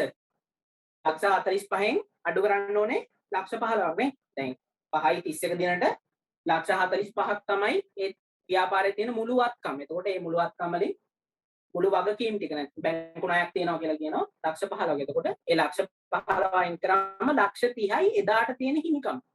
ඒක එතකොට ඒ ව්‍යාපාරයේ තියෙන මුළු වත්කම වලින් අයිතිකරුවන්ට හිමි ප්‍රමාණය කීයද? ලක්ෂ 30යි. ඒක තමයි අපි කියන්නේ හිමිකම කියන. හැම වෙලේම හිමිකම දැන් අර බලන්න අතනදී අර ගිණුම් කරන ඒකක සංකල්පය කියලා දැන් සංකල්පය වලට දැන් තව තේරි. අර ගිණුම් කර සමීකරණයකට හිමිකම කියලා මූලිකාංගයක් එන්නේ ඇයි? අන්න අර කියන උපකල්පනය නිසා ගිණුම් කරන ඒකක සංකල්පය නිසා මම මුලදී කතා කරේ අර ව්‍යාපාරයේ අනිත් පාර්ශවයන්ගෙන් වෙන් වෙච්ච වෙනම මේ ස්වාධීන එකයක් විදිහට උපකල්පනය කරනවා කියලා මම පැහැදිලි කරේ. එතකොට ඒ ගිණුම් කරණයට හිමිකම කියලා මෙතන මූලිකාංගයක් එන්නේ ඔන්න ඔය සංකල්ප නිසා. එතකොට ව්‍යාපාරයක තියෙන වත්කම් වලින් අයිතිකරුවන්ට හිමි ප්‍රමාණය කොහෙද තියෙන්නේ? අර හිමිකම ඇතුලේ වෙනම පෙන්නලා තියෙනවා අයිතිකරුවන්ට කොච්චරක් දේවල් අයිතිද කියලා. හරි. එතකොට මේ ව්‍යාපාරයේ හිමිකම කීයද මේ දවසට 5යි 31 දවසට ලක්ෂ 30යි. මිලියන කිව්වොත් මිලියන 3යි. හරි. ඒක තමයි හිමිකම නැත්තම් හිමිකම ප්‍රාග්ධනය කියන ප්‍රාග්ධනය කියන්නේ එකම අදහස හිමිකම කියන්නේ දෙකේම තේරුම එකයි. ඊපස්සේ අංක 9 යට තියෙන බලන්න හිමිකම වෙනස් වීමට බලපාන ගනුදෙනු මොනවද කියලා තියෙනවා. මොනවද තියෙන්නේ? 1 අයිතිකරු අමතර ප්‍රාග්ධනයේ යෙදවීම. එතකොට මොකද වෙන්නේ? හිමිකම වැඩි වෙනවා. දැන් බලන්න මේ ව්‍යාපාරෙම ගමු. දැන් මේ ව්‍යාපාරයේ අයිතිකරු රුපියල් මිලියනයක් දැම්මා. මේ මුලදී රුපියල් මිලියනයක් දැම්මා. ව්‍යාපාරේ තව ටික කාලයක් කරගෙන යනකොට සල්ලිමත් වෙලා මෙයා තව රුපියල් 50000ක් ව්‍යාපාරෙට දැම්ම කියලා දැන් අයිතිකරුවෝ තව 50000ක් දානවා. අන්න අමතර ප්‍රාග්ධනයක් යෙදුවා.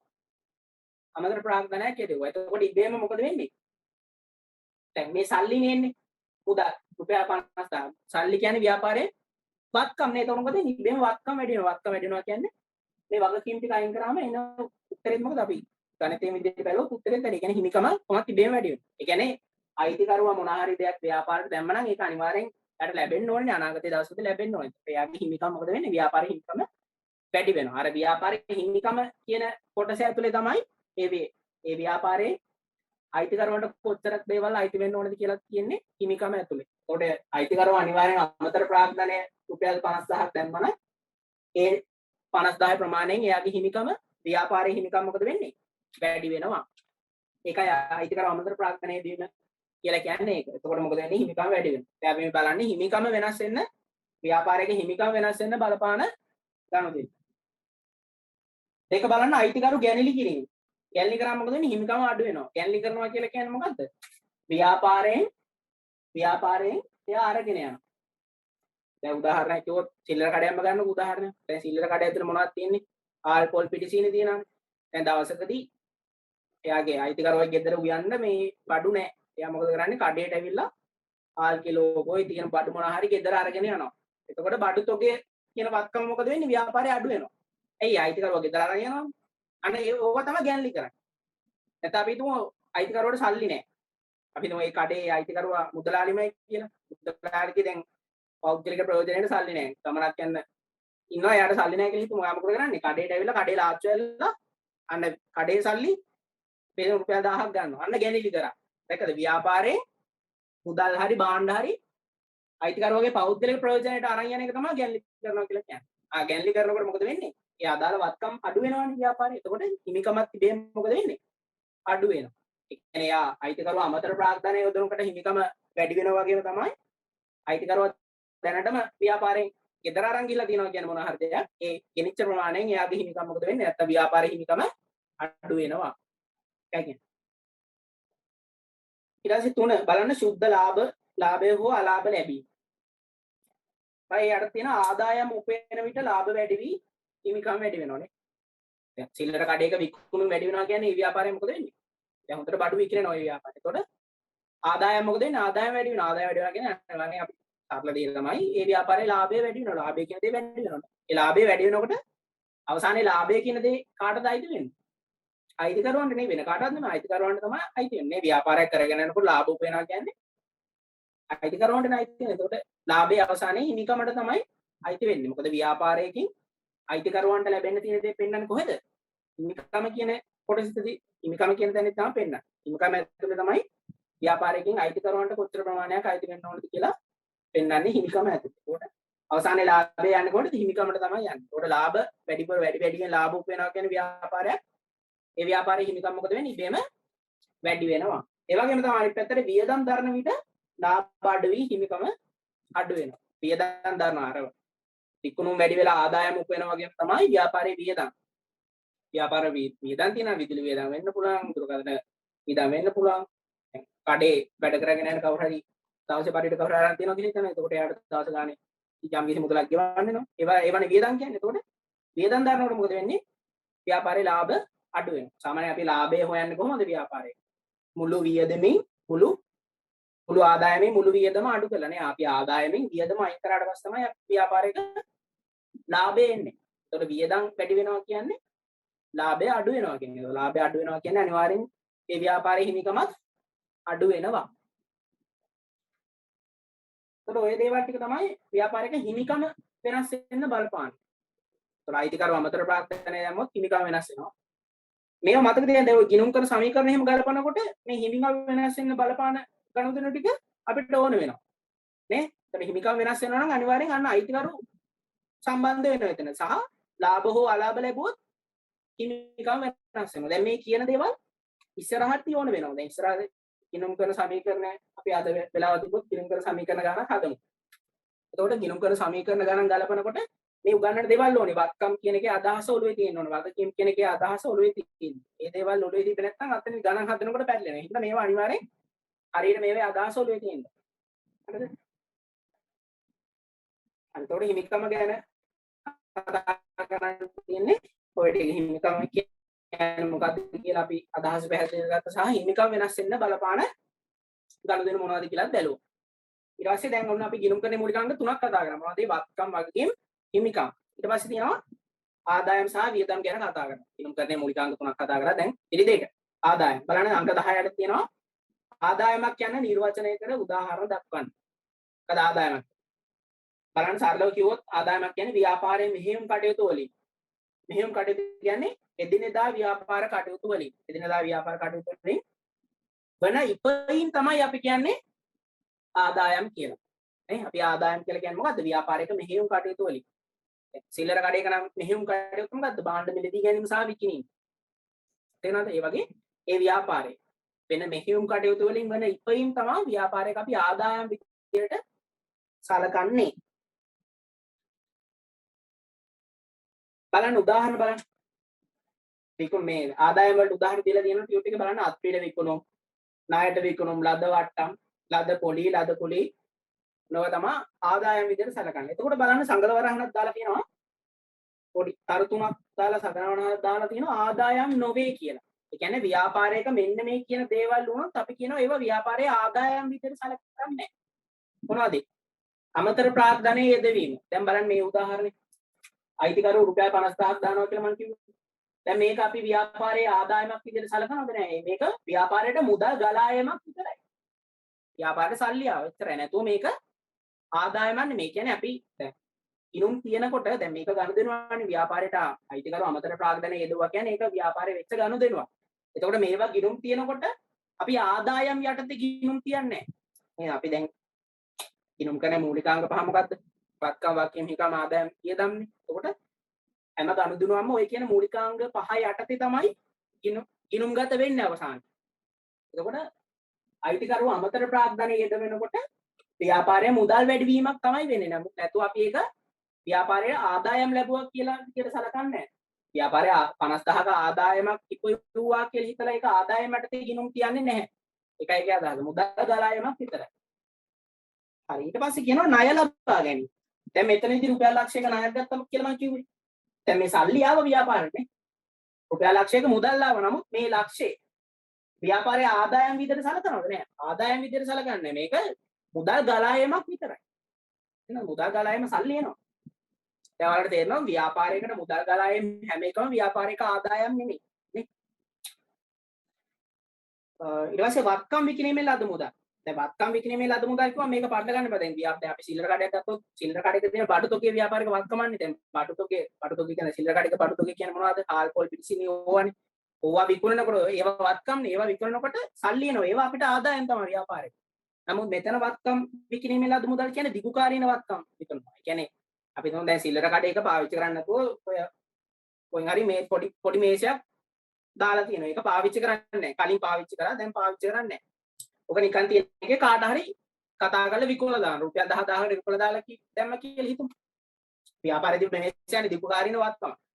එතකොට ඒක විකුණුවත් අපි ඒක ආදායමක් විදිහට සලකන්නේ නැහැ.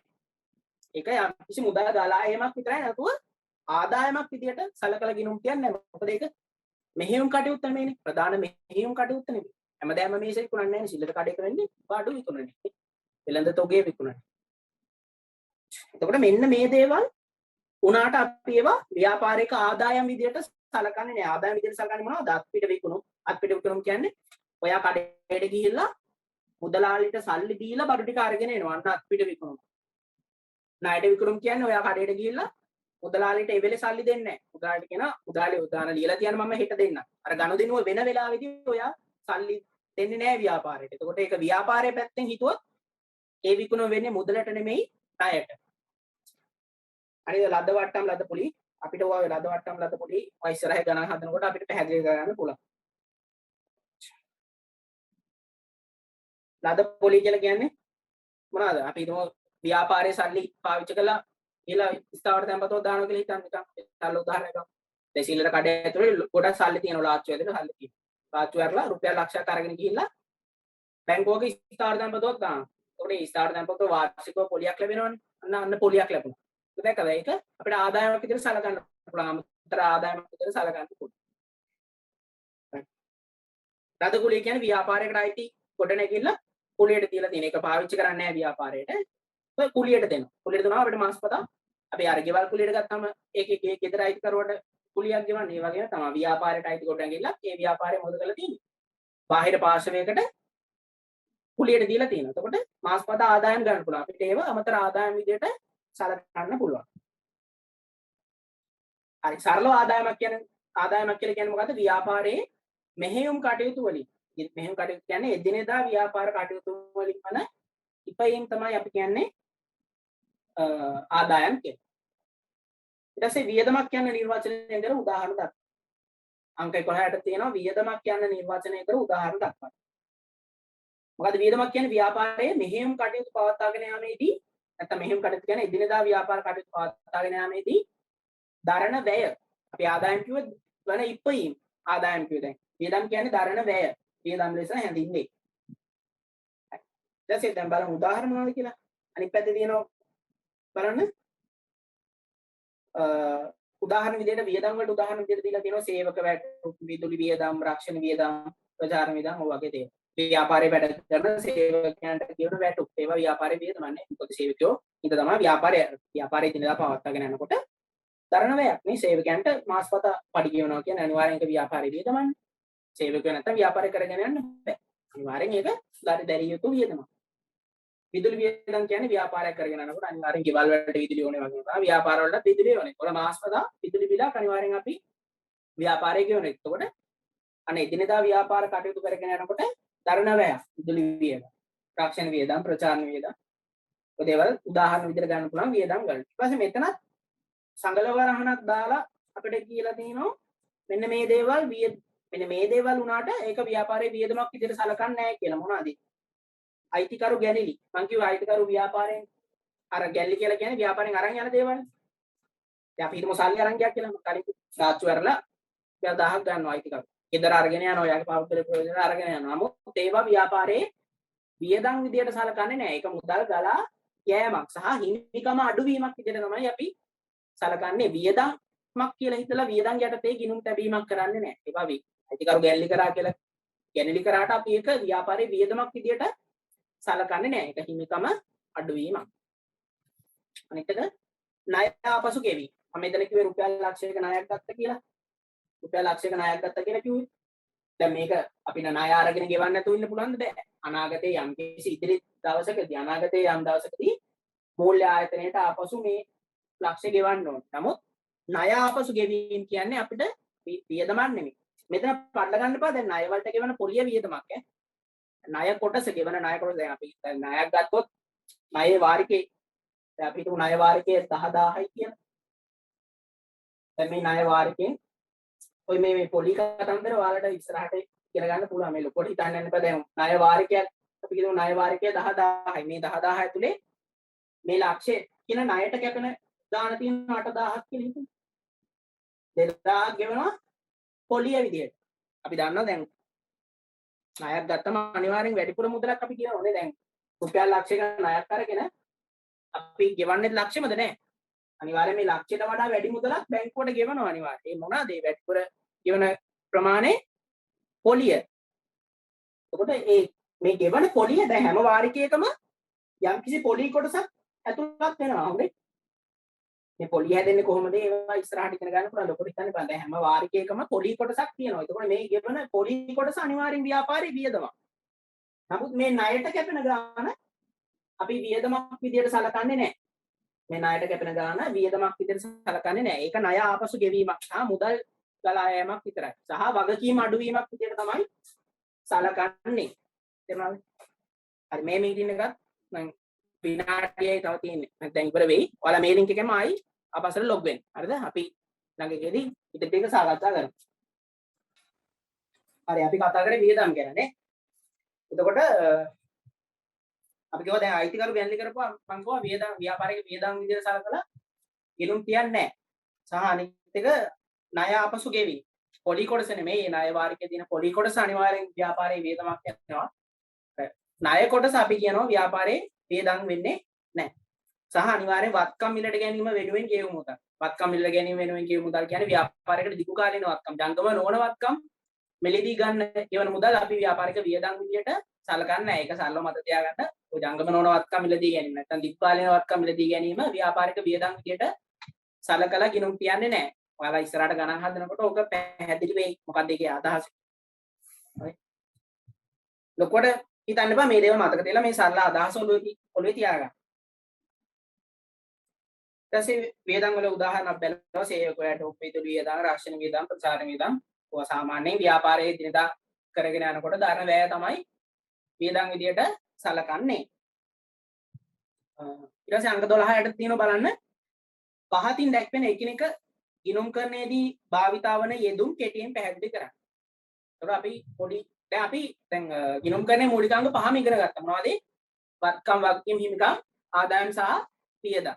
ඔය ටික මතක තියෙන්න ඕනේ. ඔය අදහස මතක තියෙන්න ඕනේ. මොකද ගිණුම් කර සමීකරණ එහෙම ගණන් හදනකොට ඔය දැන් මේ ඉගෙන ගත්ත මූලිකාංග වල අදහස ඔළුවේ තියෙන්න ඕනේ. නැත්නම් හරියට ගාන හදා ගන්න බෑ. ඒකයි මේව උගන්වලා සමීකරණය කතා කරන්නේ. ඊට පස්සේ අංක 12 ට තියෙනවා බලන්න පහතින් දැක්වෙන එකිනෙක ගිණුම් කරන්නේදී භාවිතා වන යෙදුම්. මේවා තමයි ගිණුම් කරන්නේදී භාවිතා වන මූලිකම යෙදුම් ටික. දැන් ඔයාලා අද නෙමෙයි ඉස්සරහට කවදා ගිණුම් කරන්න ඉගෙන ගත්තත් මේ කියන යෙදුම් ටික අපිට හම්බ වෙනවා. මොනවද ඒ ණය ගැතියෝ, ණය හිමියෝ, ගැනිලි, ආයෝජන, බොල් ණය. ඔය වගේ අර ගිණුම් කරණයටම ආවෙනික වෙච්ච පොඩි යෙදුම් ටිකක් තියෙනවා. එතකොට ඒවයි අදහස ඔළුවේ තියෙන්න ඕනේ. මොනවද ඒවයි තේරුම් කියන්නේ. ගණන් හදද්දීම අනිවාර්යෙන් මේවේ අදහස ඒ තේරුම ඔළුවේ තියෙන්න ඕනේ. බලන්න මොනවද මේ යෙදුම්? ණය ගැතියෝ. නැත්නම් අපි ඒකම කියනවා මොනවද? වෙළඳ ලැබිය යුතු. ණය ගැතියෝ නැත්නම් වෙළඳ ලැබිය යුතු. වෙළඳ ලැබිය යුතු. බලන්න ව්‍යාපාරිකයේ අදහස මොකද? ව්‍යාපාරයේ ණයට විකුණුම් මත ව්‍යාපාරයේ ණයට විකුණුම් මත ව්‍යාපාරයට ලැබිය යුතු මුදල් ගිණුම් කරන්නේදී ණය ගැතියෝ ලෙස හඳුන්වනවා. මම අර කලින් උදාහරණයක් කිව්වේ. ඔයා කඩේට ගිහිල්ලා සල්ලි දෙන්නේ නැහැ ණයට බඩු අරගෙන. ඔයා කියන මුදලාලිය ඔබ තියලා තියන්න ඔය ගාන මම සතියකින් දෙන්නම් හරි. තව පස්සේ දෙන්නම්. ඒ අර ගනුදෙනුව වෙන වෙලාවෙදී ව්‍යාපාරයට සල්ලි එන්නේ නැහැ. එතකොට අර ව්‍යාපාරයේ පැත්තෙන් හිතුවාම ඒ විකුණුම වෙන්නේ මුදලටද ණයටද? ණයට තමයි වෙන්නේ. එතකොට ඒ වටිනාකමක් තියෙනවානේ. අපි ඒ වටිනාකමට තමයි කියන්නේ ණය ගැති වටිනාකම කියලා. සහ හොඳට මතක තියාගන්න අපි ණය ගැතියෝ කියන වචනේ නැත්නම් වෙළඳ ලැබිය යුතු කියන වචනේ පාවිච්චි කරන්නේ ව්‍යාපාරයක වෙළඳ භාණ්ඩ ණයට විකුණුම් වලට විතරයි. ව්‍යාපාරයක වෙන දේවල් ණයට විකුණුවාට අපි කියන්නේ ණය ගැති වටිනාකමක් කියලා ඒක. ණය ගැති නැත්නම් වෙළඳ ලැබිය යුතු කියන වචනේ පාවිච්චි කරන්නේ ව්‍යාපාරයක වෙළඳ භාණ්ඩ. දැන් සිල්ලර කඩේක නම් වෙළඳ භාණ්ඩ වෙන්නේ මොනවද? ඒ කඩේ විකුණන්න තියෙන දේවල්. සබන් කැරටික, ආල් පොල්, පිටිසීනි ওই දේවල් තමයි සිල්ලර කඩේක වෙළඳ භාණ්ඩ වෙන්නේ. ඒකට ඕනම ව්‍යාපාරයක වගේ වෙළඳ භාණ්ඩ. නැත්නම් ඒ ව්‍යාපාරයේ විකුණන්න තියලා තියෙන දේවල් නැත්නම් වෙළඳ භාණ්ඩ ණයට විකුණුවොත් විතරයි ඒ අදාළ වටිනාකමට තමයි අපි කියන්නේ ණය ගැති වටිනාකම නැත්නම් වෙළඳ ලැබිය යුතු කියලා. ඒකයි කියන්නේ ව්‍යාපාරයේ ණයට විකුණුම් කියන්නේ වෙළඳ භාණ්ඩ ණයට විකුණුම්. ඒක හොඳට මතක තියාගන්න. අපි ණය ගැති කියන වචනේ පාවිච්චි කරන්නේ පටල ගන්නපා. ණය ගැති නැත්නම් වෙළඳ ලැබිය යුතු කියන වචනේ පාවිච්චි කරන්නේ ව්‍යාපාරයක වෙළඳ භාණ්ඩ ණයට විකුණුම් වලට විතරයි. ව්‍යාපාර වෙළඳ භාණ්ඩ දැන් සිල්ලර කඩේ ගන්න වෙළඳ භාණ්ඩ වෙන්නේ. ආල් පොල් පිටි සීනි අන්න ඒ ටික. ඕනම මේ ව්‍යාපාර වලට විශේෂිත වෙනවා. ඒක ව්‍යාපාරයෙන් ව්‍යාපාරයට වෙනස්. තේරුණාද? දැන් අපි සිංගර් එක වගේ ගත්තොත් ඒ ව්‍යාපාරේ මොනවද වෙළඳ භාණ්ඩ වෙන්නේ? ෆ්‍රිජ්, ටීවී ඒවා. මේ තියෙන විදුලි උපකරණ ඒවා තමයි වෙළඳ භාණ්ඩ. ඒ ව්‍යාපාරයෙන් ව්යාපාරයේ ස්වභාවය අනුව වෙළඳ භාණ්ඩ කින්දේ වෙනස් වෙනවා. උතර මත තියාගන්න ණය ගැති කියන වචනේ පාවිච්චි කරන්නේ ව්‍යාපාරයක වෙළඳ භාණ්ඩ ණයට විකුණුම් මත ඇතිවන වටිනාකමට විතරයි. එතකොට පොඩි ඩොට් එකක් තියලා මේ ව්‍යාපාරයට මොකද්ද? ආ chat එකේ දානවා මොකද්ද කියලා. මේ ව්‍යාපාරයට දැන් මූලිකාංග පහෙන් හිතන්න. මේ ව්‍යාපාරයට වත්කමද, වක්කීමද, හිමිකමද, ආදායමද, වියදමද? වත්කමද, වක්කීමද, ආදායමද, හිමිකමද, වියදමද? මොකද්ද? දාන්න chat එකට. දැන් මේ ටික උගන්න කරලා ඇද්දි chat එකට දාන්න ඕනේ මේ මොකක්ද කියලා. දැන් ණය ගැතිය කිව්වොත් නැත්නම් වෙළඳ ලැබිය යුතු කියන්නේ මේ ව්‍යාපාරයට වත්කම. ව්‍යාපාරයට වත්කම බලන්න අර වත්කම වල ලක්ෂණ අපි දැන් ඉගෙන ගත්තා. ඔය කියන ලක්ෂණ තුනම ඔය ණය ගැතිය කිව්වම එයාට තියෙනවා. අතීත ගනුදෙනුවක් මේ ව්යාපාරයේ වර්තමානයේ පාලනය කරනවා. අනාගතයේදී ණය ගැතිය සල්ලි ගෙවනකොට අන්න ප්‍රතිලාභ ව්‍යාපාරයට ලැබෙනවා. දැන් කියන ලක්ෂණ තුනම තියෙනවා. ඒකට මේ ව්‍යාපාරයට ලියා ගන්න ණය ගැති නැත්නම් වෙළඳ ලැබිය කියන්නේ මේ ව්‍යාපාරයට මොකද වත්කම. ලියා ගන්න මේ ව්‍යාපාරයට ඊට පස්සේ ණය හිමියෝ නැත්තම් අපි කියනවා ඒකටම වෙළඳ ගෙවිය යුතු. වෙළඳ ගෙවිය යුතු. මොකද ණය හිමියෝ නැත්තම් වෙළඳ ගෙවිය යුතු කියලා කියන්නේ ව්‍යාපාරයේ ණයට ගැනුම් මත. ව්‍යාපාරයේ ණයට ගැනුම් මත. කියන්නේ ව්‍යාපාරයක වෙළඳ භාණ්ඩ තොගය. සරල උදාහරණයක් දැන් චිල්ලර කඩේම ගන්නකො. චිල්ලර කඩේක වෙළඳ භාණ්ඩ වෙන මොනවද? ආල්කොහොල් පිටිසීනි ඒවා ටික. එතකොට දැන් ඔය බඩු ටික විකුණන්න කලින් මුදලාලි මොකද කරන්න ඕනේ? මුදලාලියා නැත්නම් ඒ කඩේ අයිතිකරුවා මොකද කරන්න ඕනේ? කඩේට මේ බඩු ටික අරගෙන ඉන්න ඕනේ නේ. කඩේට මිලදී ගත්තට පස්සේ තමයි අපි ගියාට පස්සේ අපිට විකුණන්නේ නේ. දැන් කඩේට බඩු ඉබේ පහළ වෙන්නේ නැහැ. කඩේ ඒ ව්‍යාපාරයේ භාණ්ඩ අදාළ භාණ්ඩ සැපයුම් කරවන්න. සබන් කැර ටික දාන අයගෙන් සබන් ටික ගන්නවා. බිස්කට් ටික දාන අයගෙන් බිස්කට් ටික ගන්නවා. බීම් බෝතල් ටික දාන අයගෙන් බීම් බෝතල් ටික ගන්නවා. දැන් ඔයාලා සමහරවිට කඩේට යනකොට ලොකු ලොරි වලින් ඇවිල්ලා නවත්තලා කඩේට බඩු දානවා දැක්කලා ඉතින් මොකද කරන්නේ? ඒ කඩේට ඒ අවශ්‍ය බඩු ටික ගන්නවායි. අන්න ඒක තමයි මිලදී ගැනීම. ඊට පස්සේ අපි ගියාට පස්සේ තමයි විකිණීම සිද්ධ වෙන්නේ. නේ? ගනුදෙනු කරුවාට භාණ්ඩ ටික විකුණන්න කලින් ඒ අදාළ වෙළඳ භාණ්ඩ අදාළ සැපයුම් කරුවාගෙන් මිලදී අරගෙන ඉන්න ඕනේ. එතකොට ඔය භාණ්ඩ මිලදී ගන්නකොට ඔය වෙළඳ භාණ්ඩ මිලදී ගන්නකොට ව්‍යාපාරයට පුළුවන් ක්‍රම දෙකකට මිලදී ගන්න. මොකද්ද? එකක් මොකද්ද? මුදලට ගන්න පුළුවන්. මුදලට. දැන් විකුණුමුත් අපි දන්නවනේ. මුදලට විකුණන්න පුළුවන්. අනිත් ක්‍රමය මොකද්ද? ණයට විකුණන්න පුළුවන්. අපි ණය ගැති ගැන කතා කරේ ණයට විකුණනකොට. ඒ වගේම තමයි භාණ්ඩ ව්‍යාපාරයකට අවශ්‍ය වෙළඳ භාණ්ඩ ටික ව්‍යාපාරයට මිලදී ගන්නකොට ඒ අදාළ සැපයුම් කරවගේ මේ භාණ්ඩ සපයන අයකින් ව්‍යාපාරය මිලදී ගන්නකොට මුදලට මිලදී ගන්නත් පුළුවන්. අනිත් ක්‍රමය මොකද? ණයට මිලදී ගන්නත් පුළුවන්. ණයට මිලදී ගන්නත් පුළුවන්. ණයට මුදලට ගන්නත් පුළුවන් ණයට ගන්නත්. එතකොට ණයට කියන්නේ දැන් සැපයුම් කරුවා ඇවිල්ලා බඩු ටික දාලා යනවා කඩේට.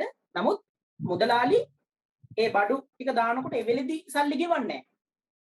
එයාලගේ කිවිසුම් මත සමහරවිට මාසෙකට පස්සේ ගෙවන්න පුළුවන්. නැත්නම් දින 14කට පස්සේ ගෙවන්න පුළුවන්. ඒ වගේ සැපයුම් කරුවා සහ ඒ ව්‍යාපාරයේ තියෙන කිවිසුම් මත ඒවා වෙනස් වෙනවා. මේ බඩු ටික දාලා යනවා. දැන් අද බඩු ටික දාලා යනවා සැපයුම් කරුවා.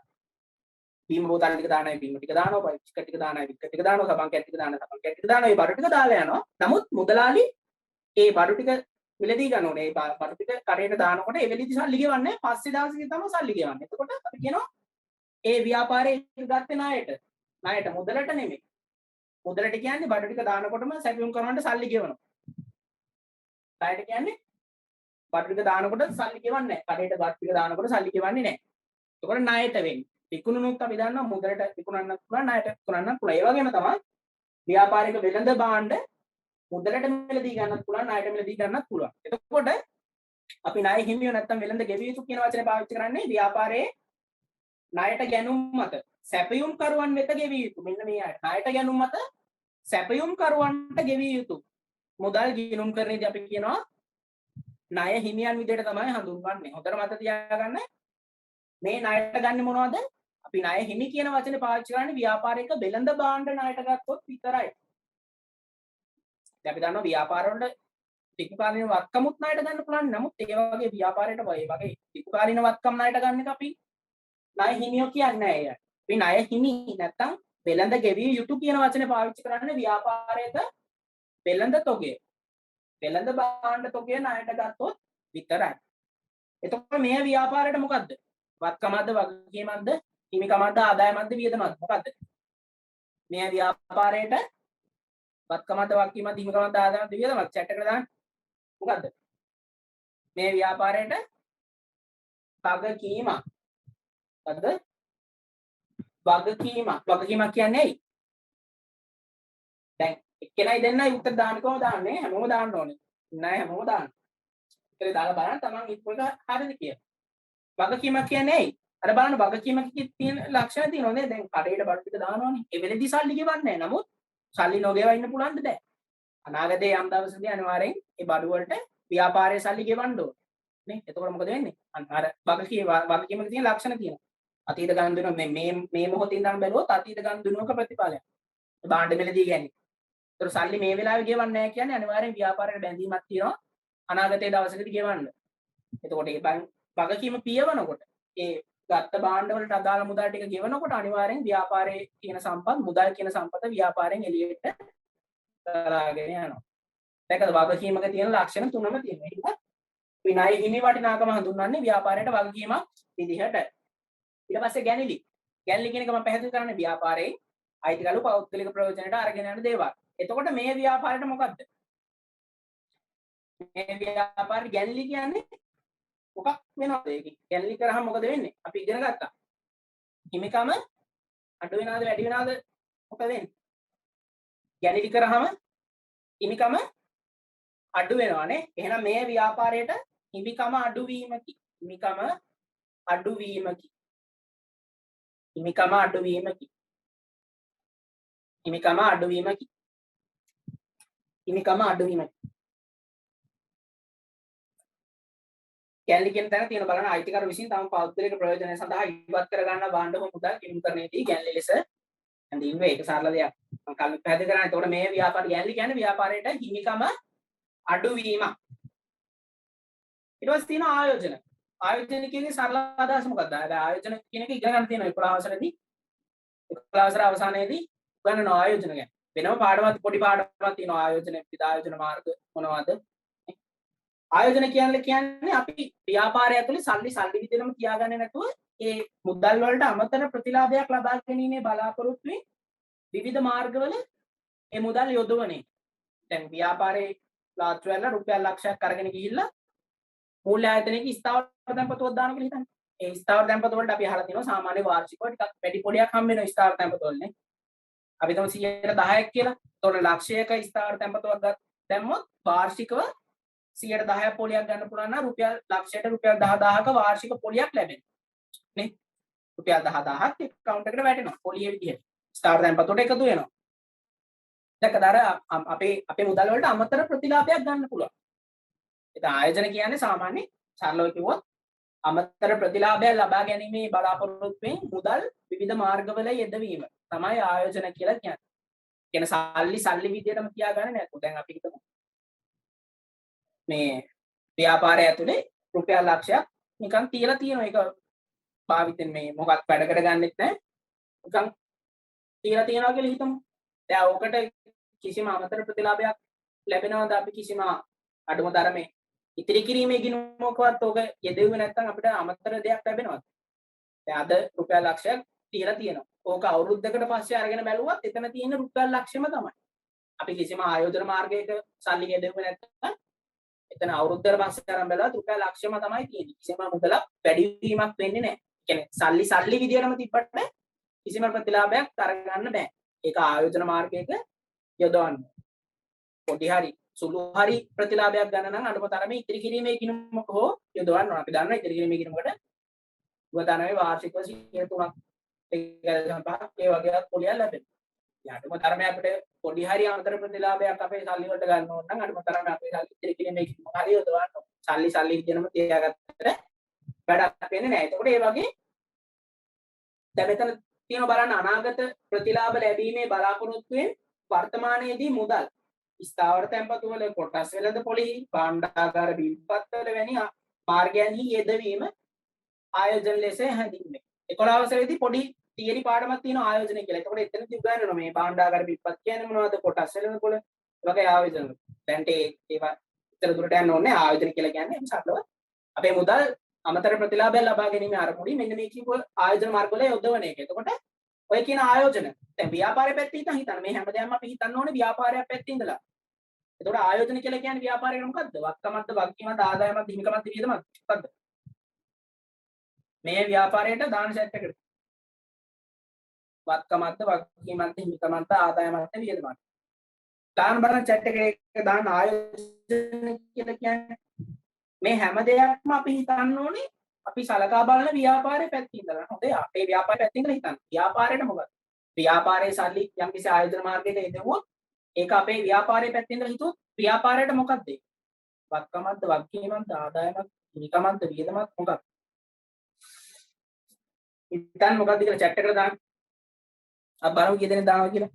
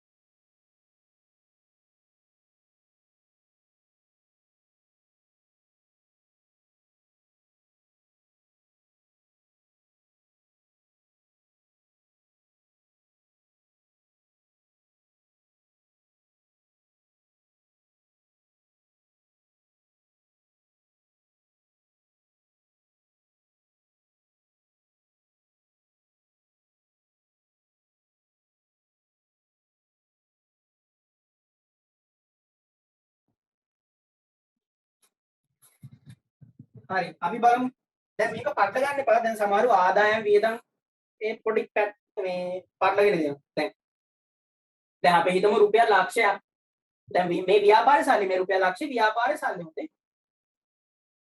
මේ රුපියල් ලක්ෂයක් අරගෙන ගිහිල්ලා අපි හිතමු බැංකුවක දානවා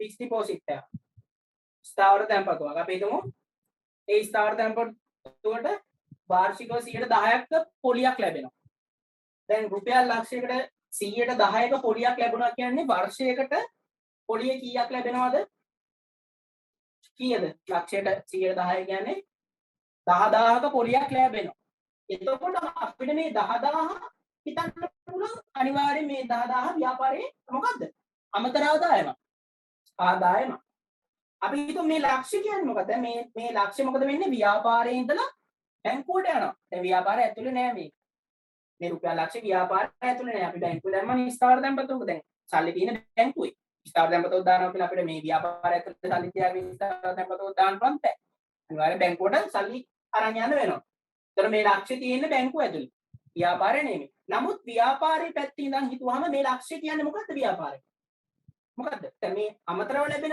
අපි අනිවාර්යෙන් අපි ආයෝජනය කරන්නේ අමතර ප්‍රතිලාභයක් ගන්නනේ එතකොට මේ 10000 අනිවාර්යෙන් පොලි ආදායමක් ලැබෙනවා ඒක ආදායමක් මේ ලක්ෂ්‍ය කියන්නේ ව්‍යාපාරේ මොකද්ද වත්කම මේ ලක්ෂ්‍ය වත්කම ඇයි දැන් අපි අද දානවා කියලා හිතමු ස්ථාවර තැන්පතුව ඉතින් අපේ සල්ලි බැංකුවේ තමයි තියෙන්නේ නමුත් අපිට ඕන වෙලාවකදී ඔය අපිට අවශ්‍ය නම් සල්ලි බැංකුවට ගිහලා අපි තරංග එන්න පුළුවන් බැංකුවට කියන්න බෑ සල්ලි දෙන්න බෑ කියලා කියන්න බෑ මොකද ව්‍යාපාරයටයි සල්ලි ඒතර අනිවාර්යෙන් ඒක ව්‍යාපාරයේ වත්කම ව්යාපාරය තමයි පාලනය කරන්නේ වත්කමකට ගන්න පුළුවන් ලක්ෂණ මේ ලක්ෂයටත් අපිට අදාළව හිතන්න පුළුවන් අතීත ගණන් ව්‍යාපාරයේ තමයි වර්තමානයේදී පාලනය කරන්නේ සහ අනාගතයේදී ප්‍රතිලාභ ලැබෙනවා මේ 10000ක ප්‍රතිලාභය ලැබෙනවා ඒතර මේ ලක්ෂේ වත්කමක් වෙනවා ව්‍යාපාරයට අමතරව ලැබෙන ප්‍රතිලාභය අනිවාර්යෙන් ව්‍යාපාරයේ ආදායමක් වෙනවා ඔය දෙක තමයි වියදම් සම්බන්ධ වීමක් වෙන්නේ නැහැ වත්කම සහ අමතරව ලැබෙන පොලිය අපිට ආදායමක් විදිහට සලකන්න පුළුවන්. ඒකට ආයෝජන කියලා තනි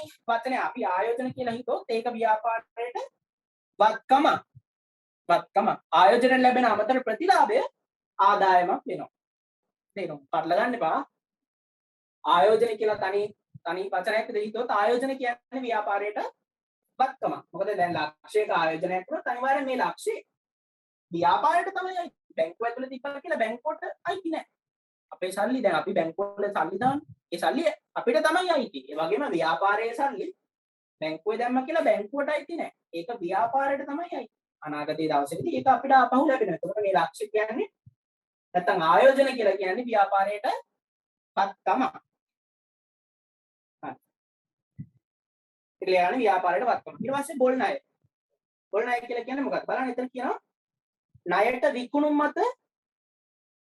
ණයට විකුණුම් මත බිහි වූ ණයගැතියන්ගෙන් මුදල් නොලැබෙයි නිශ්චිත ණය බොල් ණය ලෙස හඳුන්වනවා. බොල් ණය කියලා කියන්නේ මොකද්ද? දැන් ණයට විකුණුම්. අපි දන්නවා වෙළඳ තොගය ව්‍යාපාරයේ තියෙන වෙළඳ තොගය මුදලට විකුණන්නත් පුළුවන් ණයට විකුණන්නත් පුළුවන්. දැන් හිතන්නකො මම යනවා කඩේට. ගිහලා රුපියල් 10000ක බඩු ගන්නවා. හාල් පොළ මොකද හරි රුපියල් 10000ක බඩු ටිකක් අරගෙන මං කියන මුදලාලි මම ඔක තව සතියකින් දෙන්නම්. ඔය ගාන ලියලා තියන්න කියලා මං කියනවා.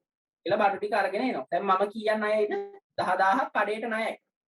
එතකොට ඒක සිල්ලර කඩේ පැත්තේ ඉඳන් හිතුවොත් නැත්නම් ව්‍යාපාරයේ පැත්තේ ඉඳලා හිතුවොත් ව්‍යාපාරයට මොන වටිනාකමක්ද ණය ගැති වටිනාකමක් ඔය රුපියල් 10000 කියලා කියන්නේ. දැන් මම දෙන්න ඕනේනේ. දැන් මම ගෙදර එද්දි මට මොකක් හරි වෙලා දැන් හරි හැප්පිලා මැරෙනවා කියලා අපි හිතමු නිකන්. මම හැප්පිලා මැරෙනවා මම කඩේ එනවා පාර පහින් කියලා හැප්පෙනවා. කියලා වාහනයක් යට කරන් කියලා දැන් මම මැරෙනවා. එතකොට දැන් මට ඔය සල්ලි ඔය 10000 කඩේට දෙන්න පුළුවන්ද? බෑනේ. මම තමයි ණය. දැන් ඔයාලා හිතන්න එපා ගෙදර කාගෙන් හරි ඉල්ල ගන්නවා කියලා. එහෙම හිතන්න එපා. දැන් කඩේට ණය වෙන මිනිස්සයා පැය එක ගෙවන්නේ. නේ. එතකොට මම 10000 ණයයි නම් මම තමයි 10000 ගෙවන්න ඕනේ. එතන මම මොකද මම නේ ණයගැතිය මමයි. එතකොට දැන් ව්‍යාපාරයේ පැත්තේ ඉඳන් බැලුවොත් ඔය රුපියල් 10000 ව්‍යාපාරයට අය කරගන්න බෑ. අන්න ඒකයි මෙතන අදහස. බලන්න ණයට විකුණුම් මත බිහි වූ ණයගැතියන්ගෙන් මුදල් නොලැබෙයි නිශ්චිත ණය. ලැබෙන්නෙම නෑ. මම මැරුණොත් මගෙන් අය කරගන්න බෑ. ඒ බක්. නැත්නම් හිතන්න දැන් මම 10000 ක වරන් ණයට අරන් ගිහලා මම දෙන්නේ නැහැ කට්ටි බයිනවා. කඩේ තියෙන පාරෙන් යන්න තෝ වෙන පාරකින් යනවා. ඒ වගේ කට්ටි පැන පැන ඉන්නවා මම දෙන්නෙම නැහැ. දැන් මොනා කරත් අය කරගන්න බෑ. ඒතර ඒ වගේ අපි හිතුව මොන දේ කරත් ඒ ණය අය කරගන්න බැරි නම් ව්‍යාපාරයට අපි කියන ඒවා බොල් ණය කියලා.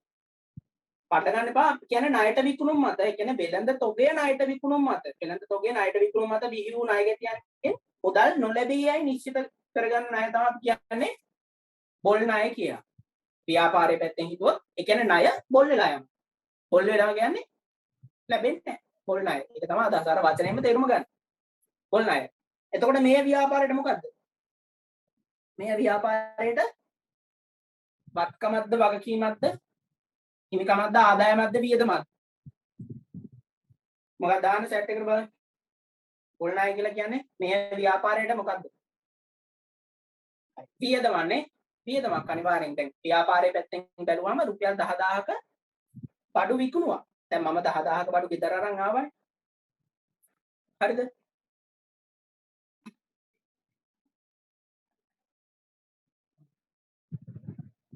දැන් එක්කෙනෙක් දාලා දෙනවා chat එකට වියදමක් අඩු වෙනවා කියලා. දැන් වියදමක් අඩුවීමක් වෙන්නේ නැහැ එතන.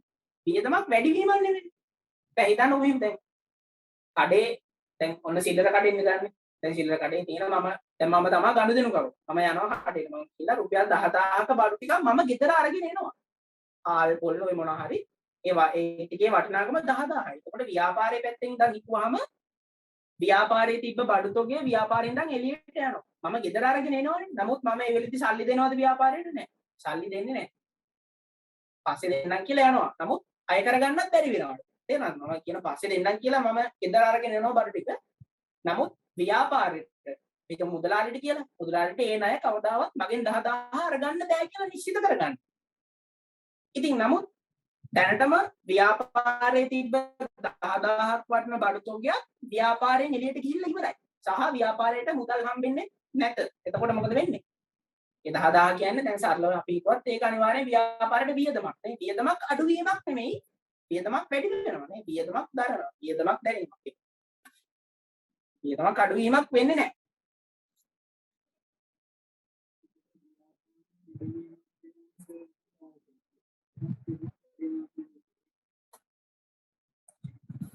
ඔව් ඒක තමයි.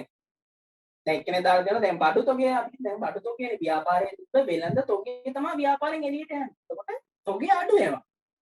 තොගය අඩු වෙනවා කියලා කියන්නේ අනිවාර්යෙන් මොකද වෙන්නේ? දැන් කීයක තොගයක්ද අඩුනේ?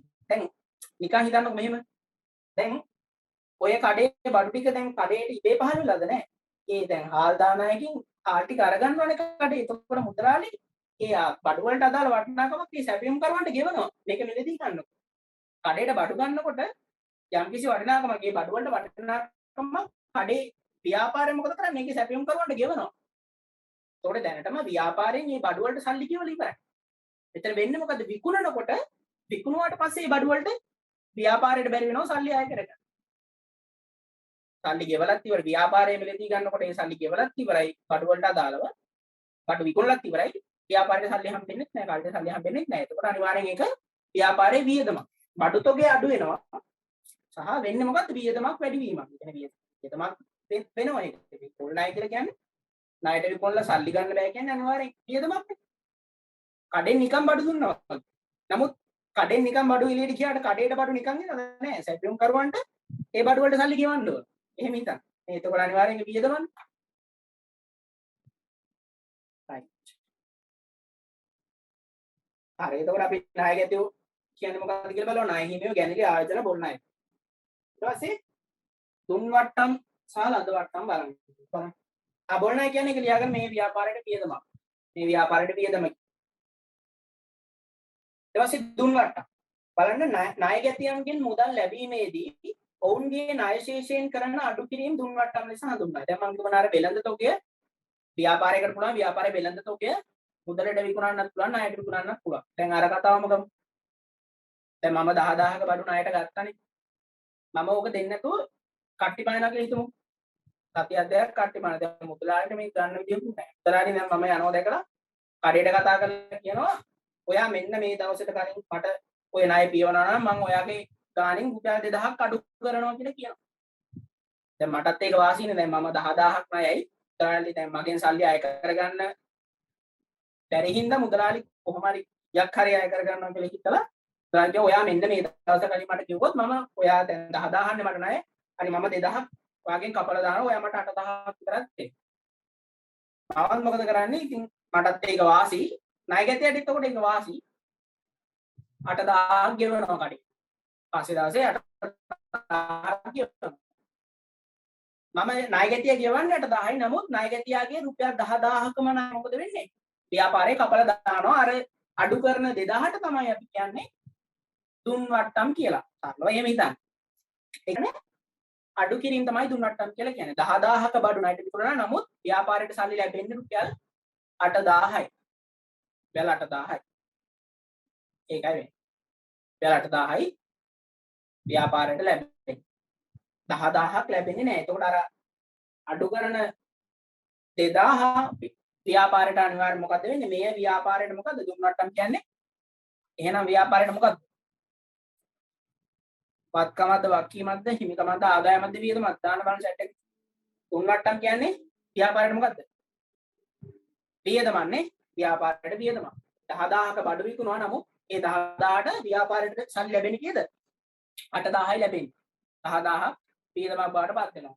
දුන් වට්ටම් කියන්නේ එහෙනම් අනිවාර්යෙන් වියදමක්. ලද වට්ටම් කියන්නේ බලන්න ලද වට්ටම් ඊට පස්සේ. ණය හිමියන්ට මුදල් ගෙවීමෙන් මං කිව්වේ අර කඩේට බඩු ටික ගන්නකොට මුදලට ගන්නත් පුළුවන් ණයට ගන්නත් පුළුවන්. ඒ වගේම දැන් ණයට ගත්තාම ණයට ගත්තට පස්සේ අනාගතයේ දවසකදී ව්‍යාපාරයේ ඒ අදාළ සැපයුම් කරුවන්ට ඒ ණයට ගත්ත බඩු වලට අදාළ වටිනාකම ගෙවන්න ඕන. අන්න එතකොට ඒ අදාළ වටිනාකම ගෙවද්දි මේ වගේම අඩු කිරීම වෙන්න පුළුවන්. දැන් අපි 20000ක් ගෙවන්න තියනවා කියලා හිතමු. අපිට 110ක් 105ක් ඒ වගේ වට්ටම් ලැබෙන්න පුළුවන්.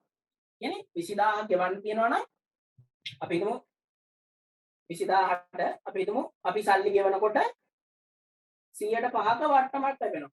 20000ට 105ක් කියන්නේ 110ක් කියන්නේ 10යි 105යි නම් 1000යි. එතකොට 1000 මොකද වෙන්නේ? අපේ ණය වටිනාකමින් අඩු වෙනවා. එතකොට මේක ව්‍යාපාරයට අපි කියන්න පුළුවන් ලද්ද වට්ටම් කියලා. ලද්ද වට්ටම්.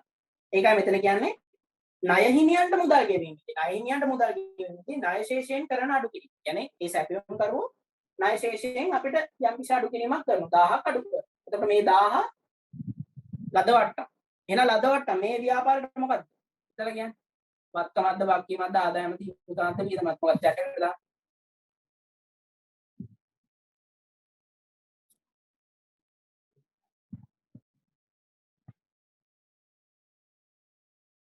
හරි.